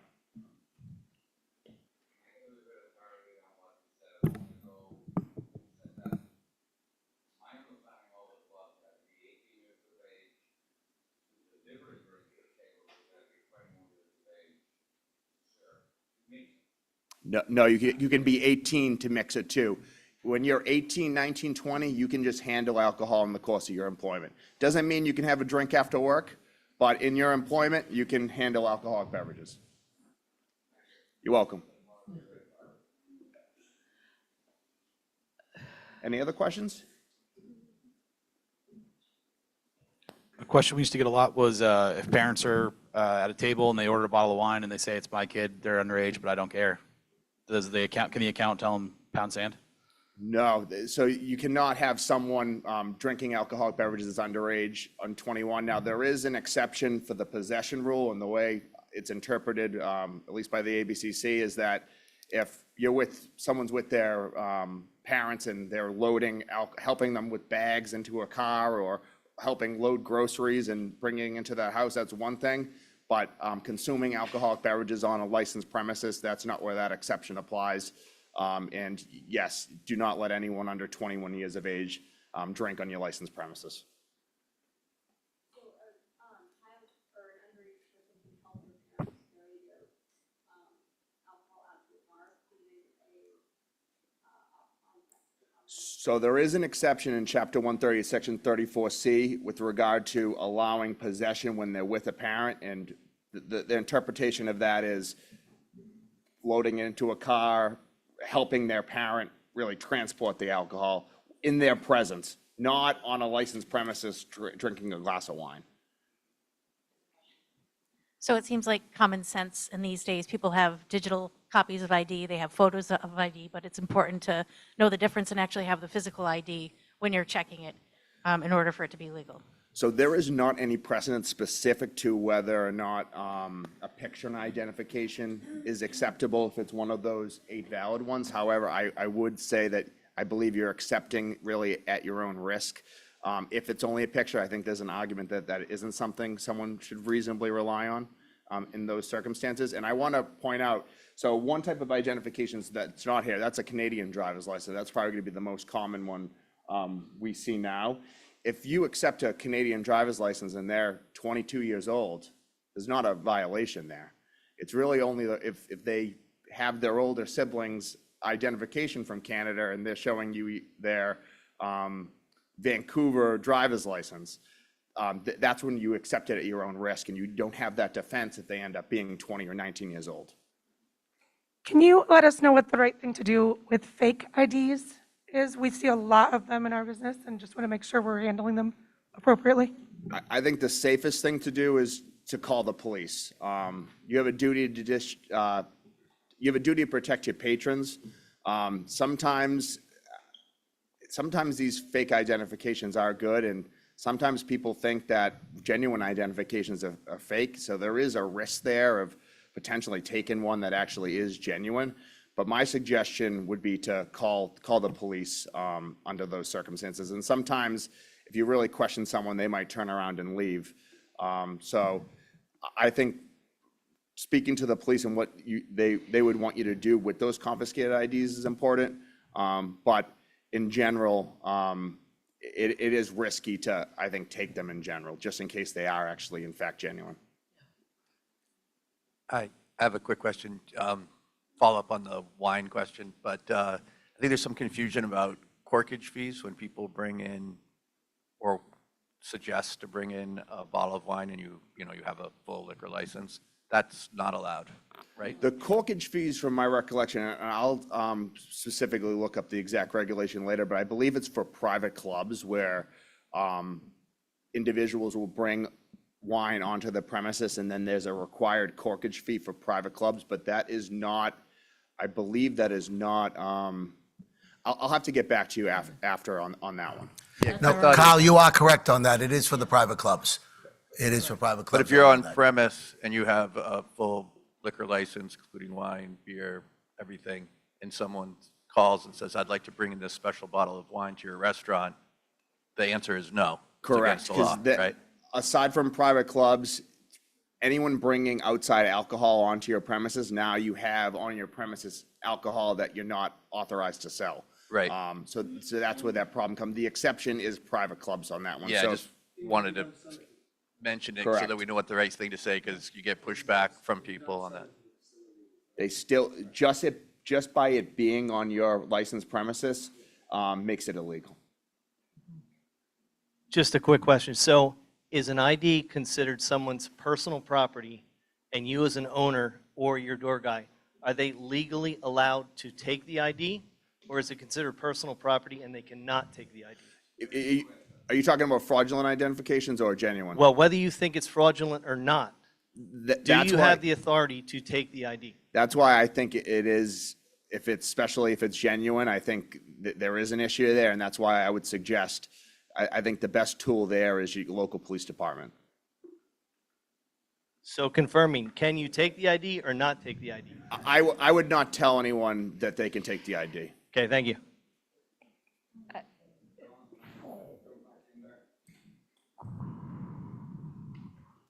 I snag IDs all the time. I'm not saying it's not common. I just, as a lawyer, would not recommend taking someone's property without being 100% sure, and I don't know how you can be 100% I sure got these into a days. world of trouble 4 or 5 years ago because my doorman did a stress test on an ID, and doormen are skilled. They know what they're doing. They're good people. And they bend the card. And they broke the card. And parents called me up the next morning and gave me a ration of trouble. I was going to say a different word. I said trouble. I'm trying to be polite. But I hand over pretty much about every month during the summer over 100 IDs that I snag. State troopers drive up to me and say, how many have you got this week? And I hand them to them. And I swear to, there was one week I had 240 of them. and I handed them over. And in our opinion, they're all fake. This is something that I feel passionate about. I don't want to serve a child. I don't want to cause myself trouble. I don't want to cause myself a liability, and I don't want to cause my staff a liability. For our friends in this room, you might see that next ID again another day. That's another big issue. Our business might say this is no good, but they might have someone during you and another staff. We're all in this together. No, that's great, and I think if you confiscate someone's fake ID, I think most of the time you're not gonna have their parents calling to get it back, or them to get it back. I would say most of the time. I would think, because, I mean, they are admitting to a felony technically. Yeah, okay, so thank you, but I still don't have clarity on it. We're not allowed to take a personal property because it's their ID that they represent. So I'm not saying, sure. So what we would say about fake IDs is that anytime you get them, if you're handed an ID or one of your staff people is handed an ID and it's in their possession, and you know it to be fake, you're looking at it, it's not the right person or it just is fake, you can just hold on to it. You're not obligated to give it back to that person and just call the police department. It is a crime in and of itself just to possess the fake ID by the person trying to use it. So just call us, have your person get a description of what the person looks like and where they're walking. The officer will come down and then take the ID from you, try to find the person and write up a report on it. If they won't turn it over to you, certainly we don't want anyone to have a physical fight over an ID. So just, make note again of what they look like and who they are and where they're going. Call us and we'll come and try to track them down. But don't have any of your staff physically trying to grab something from someone or getting into any sort of physical match over it.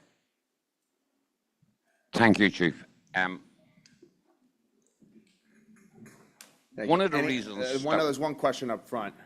One of the reasons. Sorry. Really quick, sorry, just to follow up on the same conversation. One of the reasons is if I tag something as being fake, or one of my employees do, and we take the ID and we don't return it to the person, the reason we do it is so they can't walk around the corner and go to the next business and cause them the same problem. Makes sense to me. All right, thank you. If someone wants to rent your facility, but they're not taking part of your services, in other words, they're not using my bar or my kitchen, but want to rent the physical facility, is there a procedure they have to go through if they're going to bring liquor in, or is that just a negative? Is your premises licensed? Yes. You can't bring any, no alcohol could come on there, it all has to be through, you are in control of sales, service, and delivery of it. Can someone up front repeat the question, please, with the microphone? It's about renting a facility. You have a full liquor license and someone wants to rent your facility. They're not using your bar or your kitchen. They want to use the building. They cannot bring in their own liquor. A full liquor license, the liquor comes through you, through your license. So there's no renting it out for someone else. Because we get into that third party kind of situation, selling tickets, doing things like that, that needs to be approved. So, right, so that would be no one can bring in. It comes from you. Even if it's a nonprofit, like donated alcohol situation? Well, that's for special events where they're allowed to have that, but not at a license. If they're having it at, say, Dreamland's license as a GOP, the nonprofit has an event there, someone wants to donate liquor to them at that facility for their gala at the Dreamland. So I was gonna say, donated alcohol can only be purchased and then sold on a one-day special license right now under Massachusetts law. That's Chapter 138, Section 14. Any other licensee on premise, off premises, they can't accept donated alcohol. Only exception, as I mentioned, is a one-day license issued pursuant to Section 14 of Chapter 138. And there's one other type of license, it's a charity wine pouring license, which can be served on a licensed premises when these nonprofits do their galas. They come through the local board and they ask the local board's permission, then it goes through to the ABC. It's called charity wine pouring, charity wine auction, charity wine partnership. There's 3 different rules for each one, and that one can allow wine to be donated along with the approval of the licensee. So you're involved with it, you know what's coming on. It's to maximize the fundraising capability of the nonprofit. That's the only way it ever come in. And that wine can be donated by a wholesaler, a restaurant, a package store, or an individual. That's the only way it can come in through a charity wine auction permit or pouring permit. That's how the Wine Fest is permitted at the Exactly, licensed that's a great facilities. example of We the did about partnership. 8 of them or so. Yep. Yeah, no, so it is, we need to have at least 60 days, if not more, so they bring it into us in February, and any licensed facility that they have to have all their 501(c) paperwork, all of that sort of situation. It goes to the select board, then it goes to ABCC, and over 51% of the profits have to be donated to the nonprofit, correct? Am I Yep. right on that? That is for the partnership, yes. For the partnership partnership. one. So there's different rules and regulations depending on that, but it is a longer process, but we can kind of process that like we do the Wine Fest. I have a question. If you have a 12C caterer's license and you are operating a mobile bar at someone's home, and the liquor is purchased through your premises, through your business, obviously, and the trailer that you're operating with is licensed, that's underneath the 12C license, got the same license plate, all that good stuff. Go to someone's home and they are trying to serve their kids underage, or they're saying, it's okay, it's my home, or whatever. We have, in the past, ID'd people, even if it's at someone else's home, because the liability lies with us, in my opinion. Do you have any guidance with that? So your servers have to be trained by a nationally recognized, yes, one of them is tip certified. Yeah, you can never serve or deliver alcoholic beverages with your license to someone under 21 years of age. All right. Thank you. Moving on to the next slide, and I'm going to go over the next few relatively quickly just to get through as much as I can with everyone. This is referred to as a 24J notice. It's also referred to the last place to drink. Sorry, there's another question? Yeah, can I slide you back slightly, back to the last thing we were talking about? There's a party bus that drives around right now on the island that anybody can rent on any given night, and they can load all their own liquor up on it.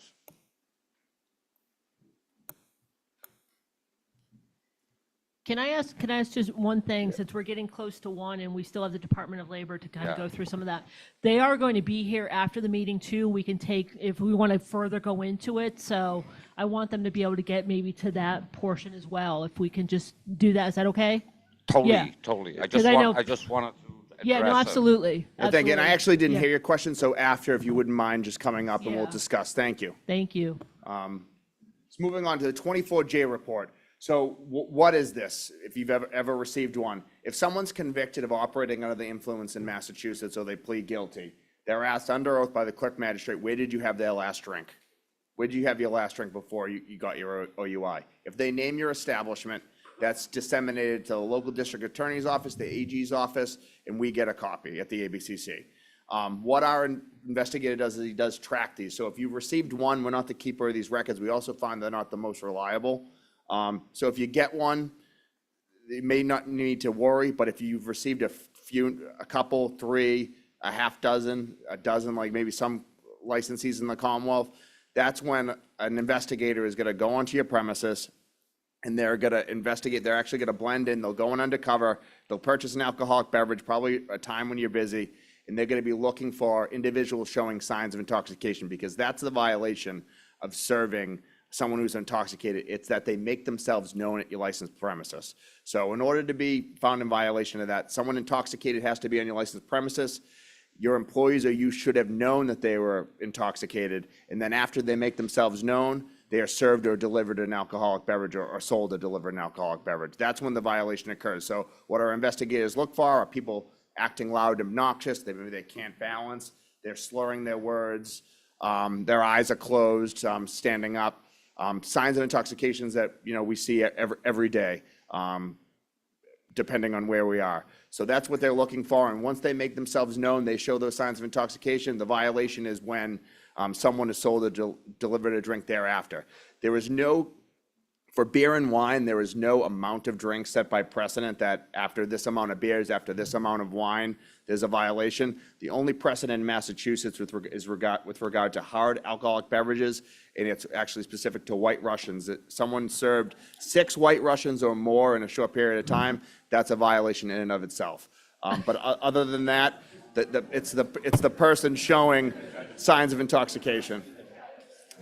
Can you, one thing on over-serving, I was reading the case of the Broadway Liquors, is ABCC case that talked about someone that was observed by investigators fall down drunk at a restaurant and then went to a package store and was sold alcohol. I just wanted to just talk about the package store's liability as well to serving or selling to someone who is overserved. Is that? It's the same thing as on premises. The package stores are not allowed to serve alcoholic beverages to someone who's intoxicated and showing signs of intoxication. Both on premises and off premise licensees have a duty to protect their patrons from foreseeable harm. This can go beyond the licensed premises, and with service to intoxicated, it sometimes does. I'll give you one example. In the city of Chelsea, there was a gentleman that was out drinking all day. He went into a restaurant, and he ordered 1 beer. He was on the camera for 8 minutes. He left there, and he killed a 16-year-old girl drunk driving. The last place to drink was the Chelsea location. Doesn't matter how many he had at the other one. So it's the exact same scenario. It's up to you. If that person you think is intoxicated, it's your duty not to serve them. So that's a prime example of how you go from one place to the other. It's the place usually at the end of the road is one ends up with that. I think there was one question right here, yes. I just have a question about the amount of weight that you carry against your license, given the fact that some people, you haven't served, somebody comes into your building, you don't serve them, they leave, are disgruntled because you didn't serve them, get pulled over and want to be like, Yep. I was there. So we always find that they're not always the most reliable. We've seen, that's why I say if you got one, we're not the keeper of the record either. We can't change it. You know they were across the street, they got their last drink. There's nothing we can do. One thing I can say is we've had complaints come in from Fenway Park. The defendant told the court that he was at a Red Sox game, and our investigator just Googled and found out the Red Sox were in Toronto that day. So they're not always the most reliable, but the saying, when there's smoke, there's fire. If a place has a half dozen, then there's probably a problem, and if there's a half dozen, our investigators will be taking a look at it. Any other questions before we move on to the next slide? All right, thank you. Hindering or delaying an investigator or authorized agent of the local licensing authority. This is actually also a criminal law as well as administrative penalties for your license. This is for ABCC investigators and also authorized agents of the local licensing authority, which is a lot of times local police.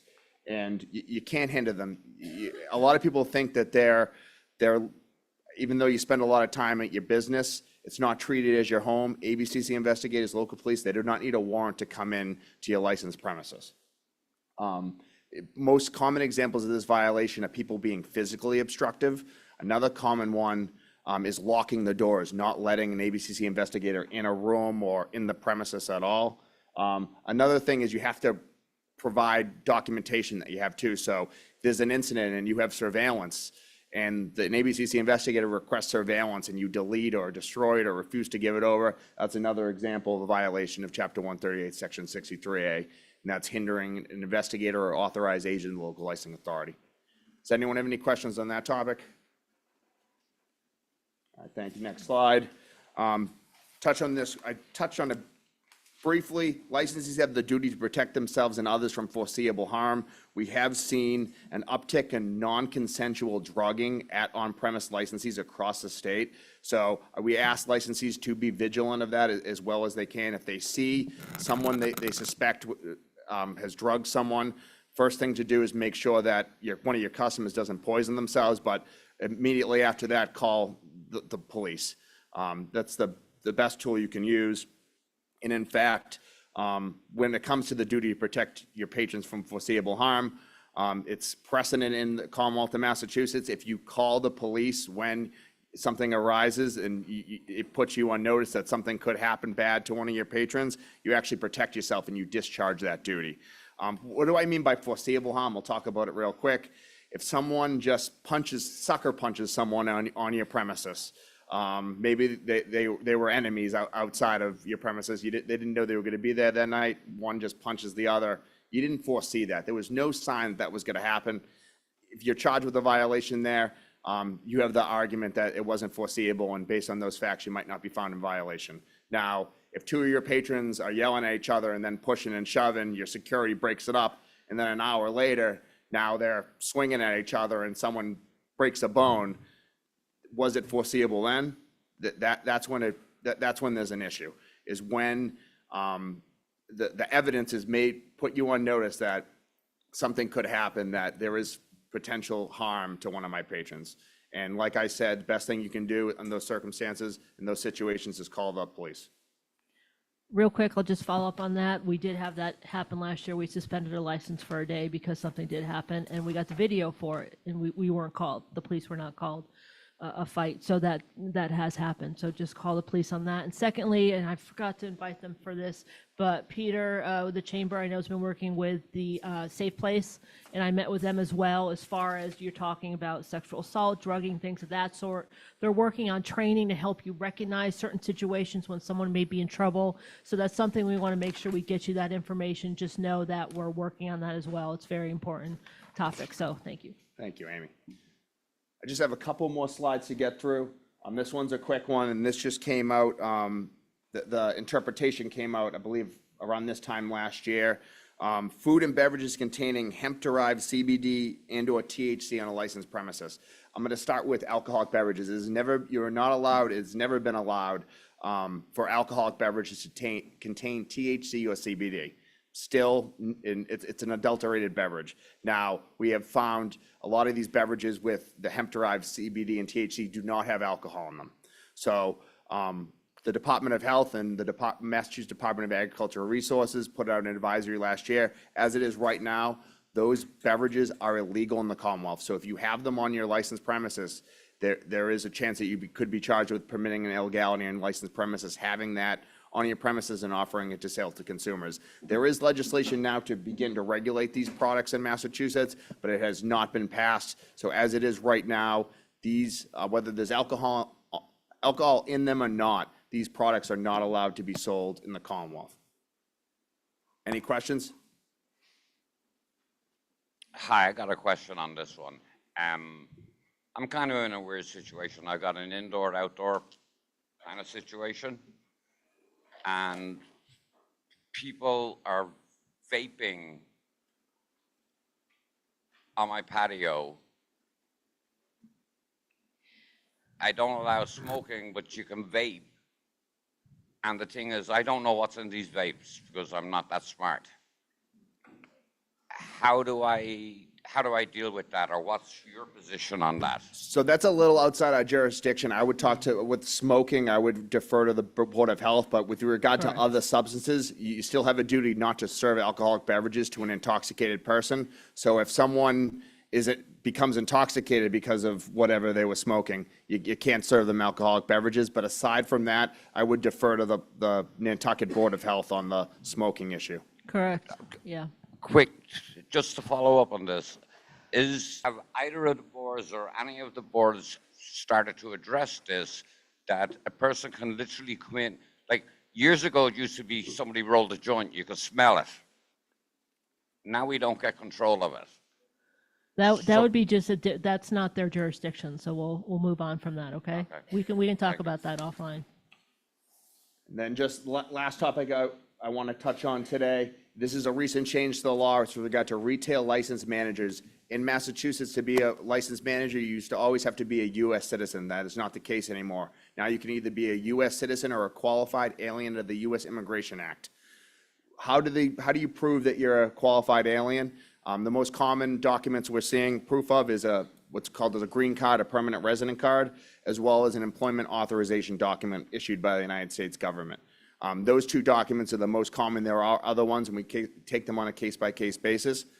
But for licensed managers in the Commonwealth, that U.S. citizenship requirement is no longer required. They can be a qualified alien. This has also affected licenses that or people applying for liquor licenses as sole proprietors or partnerships. Just like a retail license manager, you no longer have to be a U.S. citizen. You could also be a qualified alien under the U.S. Immigration Nationality Act. Anyone have any questions on that topic? All right, thank you for your time this afternoon. I'm going to turn it back over to Ralph. All right, conclude on a couple of more topics, and I'm going to turn it over to Tom Carroll with the U.S. Department of Labor. We always save a separate slide for clubs, and the clubs I'm talking about right now are fraternal organizations, Saints clubs, the VFW and all them. I just want everybody to understand one thing. If you are a club, you follow the exact same rules as every other licensee, but you have more stringent conditions on your license. So if you are a club, it's only for members and guest members. And the local licensing authority can add additional conditions to that. Require sign-in books, requiring any guest must leave the premises when the member leaves. All of that is under the jurisdiction. Fundraising, you can get permission from the local board if you do have a function hall, you want to rent it out, as long as all that revenue is going back to the nonprofit club and so forth. All of that needs to be understood as one factor, is a club is the exact same guidelines and rules. Purchasing alcohol from authorized sources. Also, you are not open 24 hours a day because you're a private club. You close according to your hours. All right? And also, it gets to the point is on the outside of your building, there's not supposed to be any type of alcohol advertisement or anything. Social media, you cannot put out there, we're having country western night, happy hour, all of that is all part, it's an all violation. You have the same rules as everyone else. If you want to put a thing out there about membership recruitment or something like that, you can. All right. If say someone is renting out your hall and they're running an event at the hall, you're acting as the landlord. There's not a problem with that. All right, because you're renting out, the fees that you're going to get is going back to the nonprofit. If they're doing some type of other event, that's different as long as you got permission from the local board to raise money or act as a function hall to rent out. Any questions on this? Next one. All right, working together. This is a big part of what today is. You can see you got police, you got fire, inspectional services here, the licensing division. It's all about communication. Kyle talked about if you run into a problem, all right, and you foresee a problem, call the police department. All right, and you're not going to be penalized calling the police department. I'm not saying you're going to have carte blanche. If those two people are intoxicated because you served them and that led to this altercation, then you got another headache to deal with. But if you see two people getting agitated and you feel there's going to be a problem, discharge authority, call the police. Same thing with all the other officers. I have a bunch of material up here from the Attorney General's office about guides to youth employment, also all different areas that help you out to make sure you're staying in compliance. The reason what this is if you're not doing it right now, this is the chance to do it right. Because if your employee complains and they investigate it and it finds a violation, it's a whole different path that goes down. So I want to let you know all of this information's up here. I'm going to leave it with Amy. She'll be taking it back to the office, but feel free to take this. This is all great information. And you can see all contact numbers, all right? And don't think you get penalized for calling in. If you call in to the Attorney General's office and also the United States Department of Labor, there is someone there to assist you and to help you walk through the problems. Next slide, please.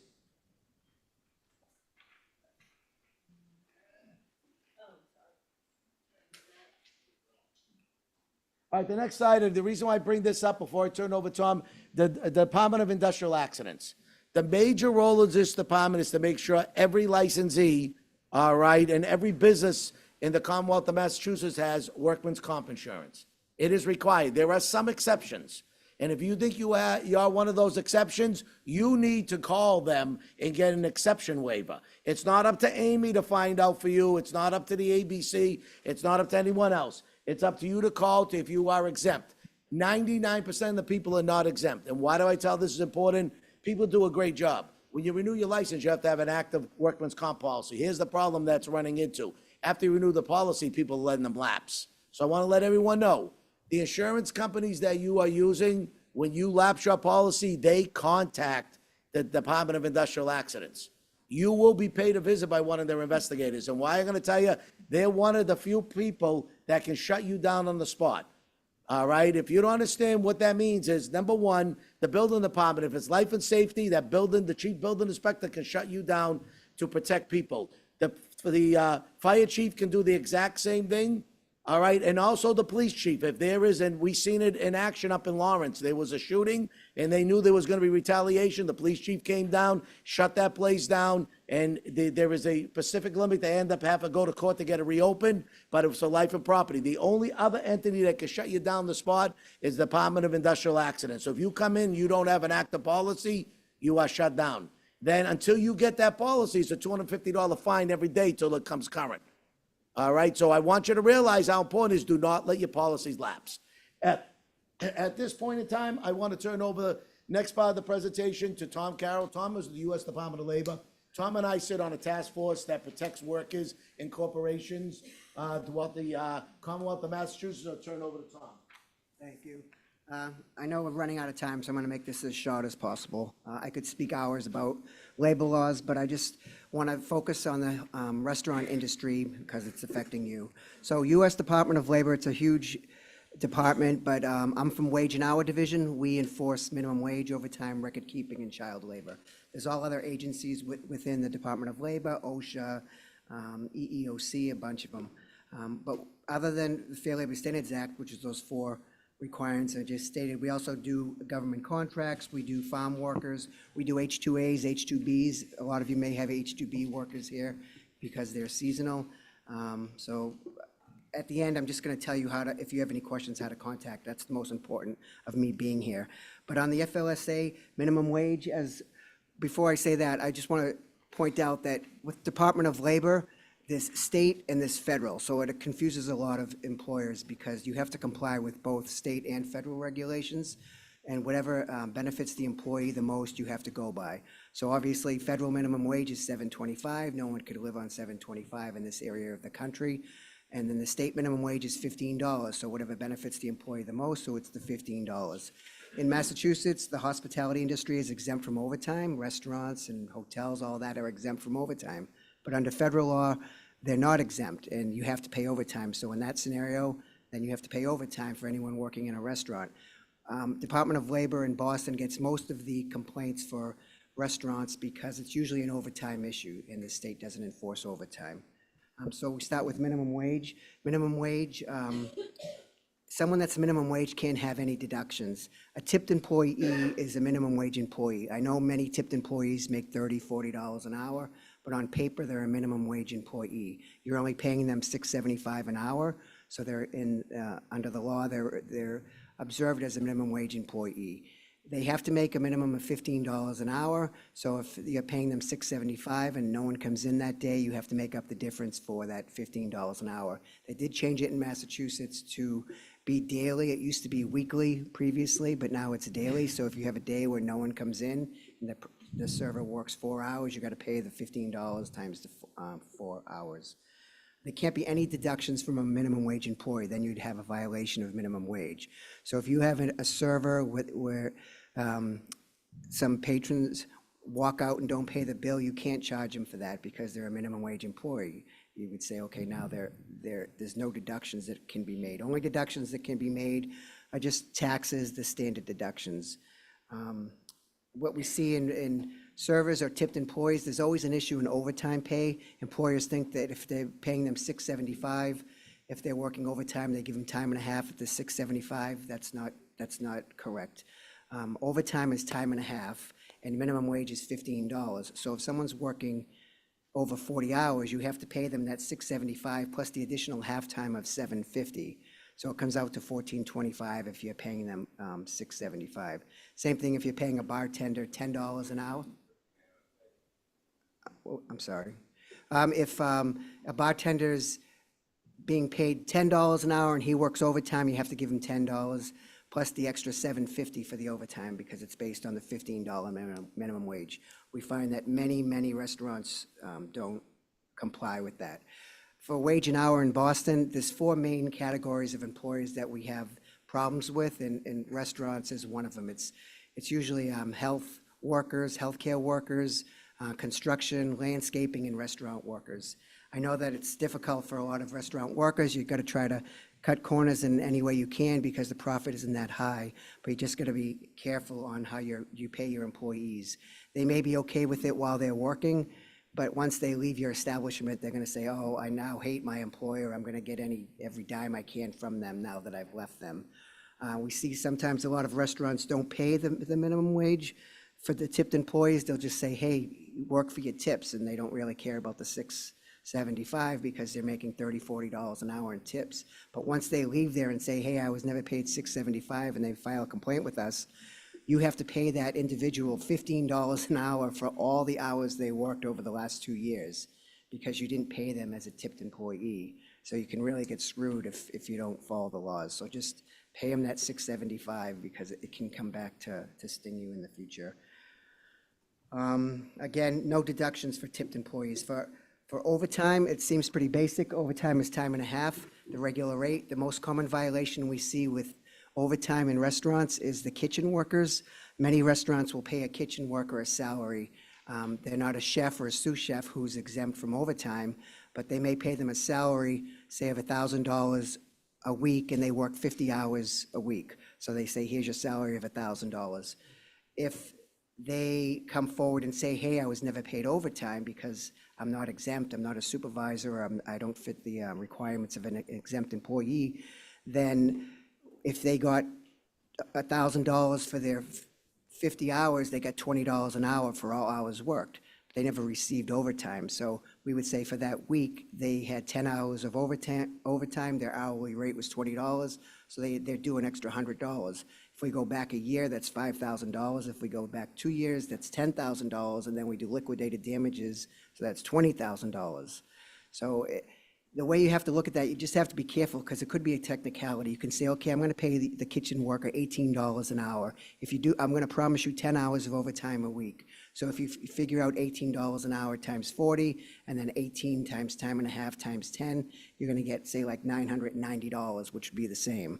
So you just want to make sure that you're paying them hourly as opposed to salary because they're not exempt from overtime. And again, once an employer leaves, most of the time, it's when employees leave the establishment and say, hey, I can get $20,000 from this employer because he didn't do things properly. But they were okay while they were working there because everything was fine. All right, so for hours worked, just be careful to pay employees for all their hours worked. I'm not going to get into like on-call, all of that, but whenever an employee is at the establishment and they're working and they're not punched out, you have to pay them. A lot of establishments will deduct 30 minutes per shift because they get a break.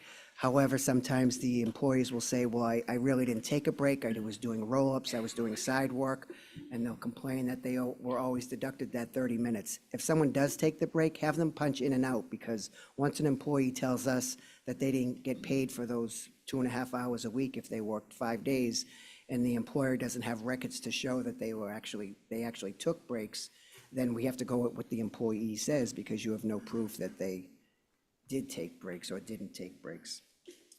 I just want to let you know, if any of you use temp agencies, it's a big red flag for us. I know it makes things easier for you. A lot of temp agencies will have, a lot of them are very shady. They'll say, okay, I'll get you workers, and they're going to get groups of undocumented workers, so it takes that responsibility off your hands. So they'll say, okay, I'll send over 10 workers or 5 workers, 5 cooks or whatever through the temp agency. The temp agency tells the employer, you know, we're paying them $18 an hour and our markup is $5, so I'm going to charge you $23 an hour. After we speak to individuals or someone complains, we find out that the temp agency was only paying these employees $12 an hour in cash, but they're charging the employer. And then once we try to locate the temp agency, they disappear, we can't find them. So both the owner of the restaurant and the temp agency are considered joint employers, so they're both liable. So if the temp agency person disappears, which they often do, then you're stuck with the bill of the back wages after overpaying for the employees for the last few years or whatever.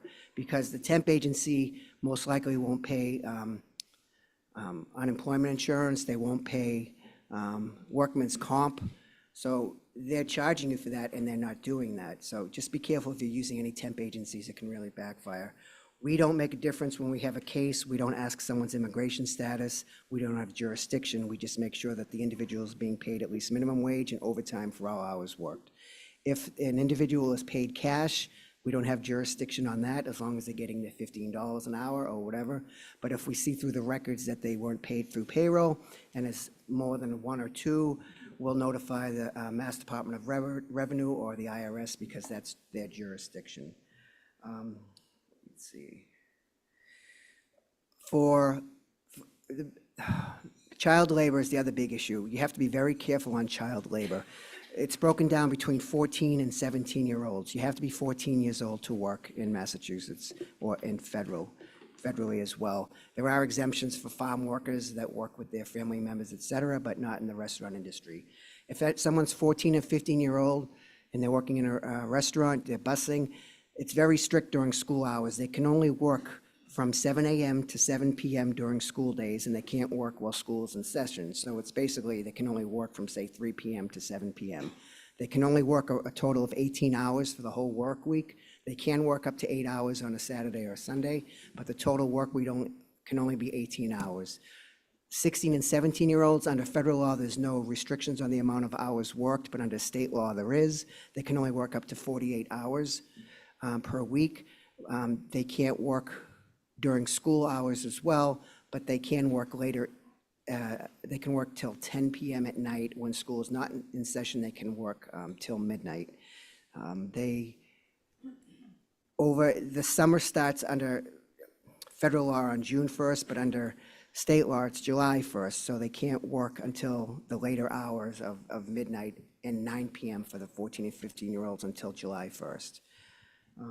You just have to be careful too about the actual work that they're doing. It's common sense, but 14 and 15-year-olds are very restricted on what they can do. We have a website, we have a form, it's called CL-101, Child Labor-101. It's a bulletin. If you just Google that, it's going to come right up. Gives all the positions that 14 and 15-year-olds can work and the hours what they can work. But if you have a question, definitely reach out to us, because if this child labor violation, you're going to be fined by us. But if the child gets injured and they're working outside of the hours where they were supposed to or doing a job they shouldn't be doing, that family's going to sue you and you're going to lose your business, because, we may fine you $5,000, which is a lot. But if the family member, if the kid gets hurt when they're not supposed to be there, you're going to get sued by the family and you're going to lose your business. So just be very careful of child labor. We have an 800 number. It's 1-866-4-US-WAGE. We have a person that's at the phones Monday through Friday, 8 to 4:30. It's rare that a federal agency has a number where you can actually speak to someone, and in our agency you do. All the investigators rotate. They all take a day where they're answering the calls. It's called the duty agent.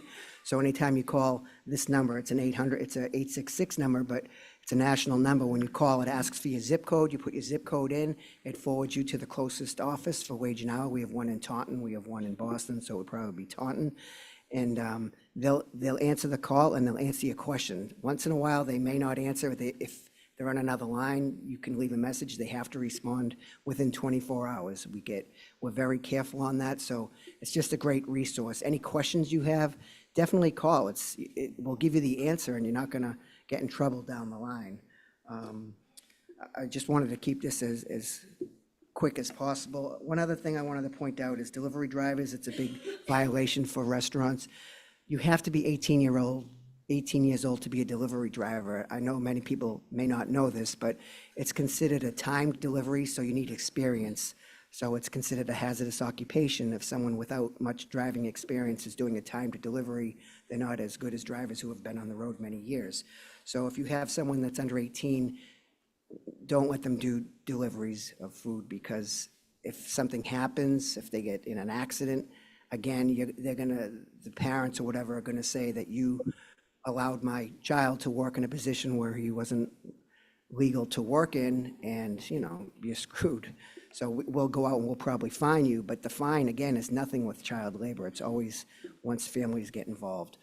I'm going to keep it at that because you guys have had so much thrown at you, but if you ever have any questions, I know like H-2B workers out here are common, and I know this area is considered a seasonal area. So if you're a restaurant and you consider yourself a seasonal restaurant, seasonal means that if you make 66% of your profits within 6 months, then your employees would be exempt from overtime because they would be seasonal workers. So that's something to keep in mind as well to try to save you some money. But if you can figure out, if you're, those 6 months, we are getting 66%. I saw in the liquor licenses that half of them are seasonal, so that would affect you on your requirement to pay overtime. But just be careful and try to do the best you can. And if you ever have any questions, call us, because we want to educate you. We don't want to go out there and cause you problems. But if you ever do get visited by the Department of Labor, we don't do notification. We just show up. And the reason for that is because, especially in the restaurant industry, we want to see a true picture of the restaurant. We want to go there unannounced and walk in at, say, 11 o'clock and see how many cooks there are, how many servers. If we said we were coming next Tuesday, you may only have one cook there and one server because some are paid under the table. That's why we go unannounced. So a lot of people are taken aback and say, why didn't you tell us? We do watch sometimes restaurants too before we go in, just to see, the amount of people showing up for work, et cetera. We do surveillance. But just try to follow the rules. They're pretty basic. I mean, the law book for employment is 2 inches thick, but if you just do minimum wage, record keeping, child labor, and minimum overtime, those are the 4 things you have to look out for. And again, if you have any questions, I have a ton of these booklets up front. Just keep it, because that phone number is really good, and it gives our website as well. You can find all the information on the website, but it's easier if you just call that number and ask your specific question. I didn't go over, like, if you have dual jobs. I mean, there's so much other topics I could go into, but, we ran out of time. But thank you for letting me speak, and again, take a pamphlet when you leave here today. Thank you. Can I just verify the 66%? Sure. Could you just verify that that's still current? Yes, it's 66%. your total profit for the year has to be 66% within the top 6 months. It doesn't even have to be consecutive. But that is still current. Yes. So revenue. Yeah, I mean, just, your total sales or your total, it wouldn't be profit, it would be the total revenue. I'm sorry about that. Yes. You meant the overtime exemption, then you mentioned that federal law supersedes mass law. Right, so you're required to pay overtime under federal law, but there is an exemption under federal law for seasonal employees. It's usually not that common in restaurants, but it is down here because it is a seasonal island. It's different than most locations. All right, any other questions? Good. Thank you. Okay, real quick did you have anything else? Yes, one question somebody had asked me, this time of the season you're coming to is overcrowding. I just want everybody to realize is when we walk in as an ABC investigator, we walk in, we look at what the building permit is on the wall for crowding. If it is overcrowding, there'll be a charge from the ABC. We will respond the fire department to the scene. So if it is overcrowding, we have ran into places that were like 50 to 100 persons overcrowded. And then we ask for assistance for the fire department. When the fire department comes, you usually shut down, all right, because of the fire and the life and safety. So on the question on seasonals, we know how busy you get. Let's just remember that the occupancy and everything is very important. That was the Yep. last question. So real quick, if you remember one thing, and if you care about my sanity, the sidewalks. Don't put stuff on them anymore. The A-frame, what am I thinking? Sandwich boards. We had one where with a sandwich board, we told them take it down, send a police officer, and then it's still back up. So I don't need the police chief getting emails that there's sandwich boards on the sidewalks. She has other stuff to do. So, correct. So I don't need to see that face going, Amy, come on. They're just not allowed in the way. Chapter 97, other rules and regulations, it would be a $300 fine a day if it's a bylaw violation. So don't, and downtown, put them in the public sidewalks. And then the host stands, these are pictures from COVID. So they're a little bit more extreme than normal, but host stands, and I'm sorry for the restaurants I put in here, but host stands out on the sidewalk, especially with these umbrellas. This is what we're supposed to be doing, 8 feet up, 8 feet over as far as clearance. Obviously with sidewalk dining, we pulled them back a little, kind of pulled out some umbrellas because it was getting too much. So no host stands. If you can certainly in that situation, put it over to your part of the property, not in the sidewalk, please do. And if for any reason you need to put something in the sidewalk, please tell me. Let me know. So I don't get the email and then have to explain and then go down there and then make people mad and all that sort. So please, please, for me, that's really important. And then also managing your lines. Memorial Day weekend last year, I had quite a experience with one line where the bouncers or the doormen had left, and I was in a car with a police license plate and it did not go well. So just please watch those lines, especially this weekend. Is important. And then in your packet, you can just keep your packet. I'll send it to all of you. We included in there with these compliance checks coming, what a compliance binder is. I heard that at one of your meetings. Yes, you should all have a compliance binder by your door. So when these folks come in or we come in, this is a checklist I got from Barnstable there, just some of the questions we look at when we go in. Are your licenses posted? You should have a binder with ABCC posters. If you don't have all your ABCC posters, we have examples here. We can give those to you. Most of you do, but if you've transferred or something and they're not there, we have those as well. You should have a binder with all of your licenses, permits, miscellaneous documents, regulations. There has to be a copy of our regulations, the staff list, your employees. That includes your entertainers as well, because then we get into all sorts of other issues. All your tips, training certificates that are valid for 3 years. Crowd managers for those of you with entertainment and occupancy of 100 and over. Fire department has been great making sure that those folks have that. There's a log also that goes with that certificate. Those are both can be done online. So just make sure you put that all in one place. It just makes it easier for you as well. And I think we went over everything else. Again, renewals. We had trouble with technology this year, but we're hoping to work on that for you so that we're all in one. Yep. Oh, no, you have to always come to us. Yeah. And then we'll push that through. Yep. So anyway, that information's in there. I think we covered all of that. Amy, the tables and chairs and umbrellas at night. Yeah, and so sidewalk dining, I think we have 8. We have told them, and we're trying to work on that they can't be left out on the sidewalk anymore. So that extends to the sidewalk dining as well. It's not storage space for things. And again, if you have trouble with that or don't have storage, just let us know so that I can get ahead of the email that comes to me eventually about it. So I think we've talked to most of you about that. So any other questions, we'll still be here afterwards. Let us know. I'll email you all of this. Thank you very much. And thank you to these folks who came here from Chelsea and Boston area. Thank you. Thank you, Amy. Boys and girls, hello? Hey, we'll touch base. Thank you for coming. I just did a couple things. I had stuff in the passport, but I need some stuff. Oh, I need one of these. Do you like it? I'll call you. I'm gonna try to push that forward. Sounds good. All right, good. Yeah, but I'm gonna try to push it. All right, take care. Thank you. It was nice to see you. Oh, yeah, no.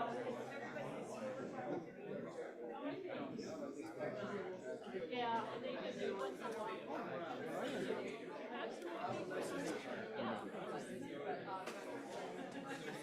So, yeah, so the regulation is 11. Yeah, here, right now, 11 a.m. on Sunday. I don't think so, but I will check that out. But it's 11 a.m. for on-premise licenses. We may look to change that because package stores are allowed at 10 a.m. So that could be the confusion. That would be incorrect, and I'll have to check that one out. But yeah, we'll reiterate that. It's 11 a.m. right now. Yeah. But we can consider changing that. So, but yeah, yes.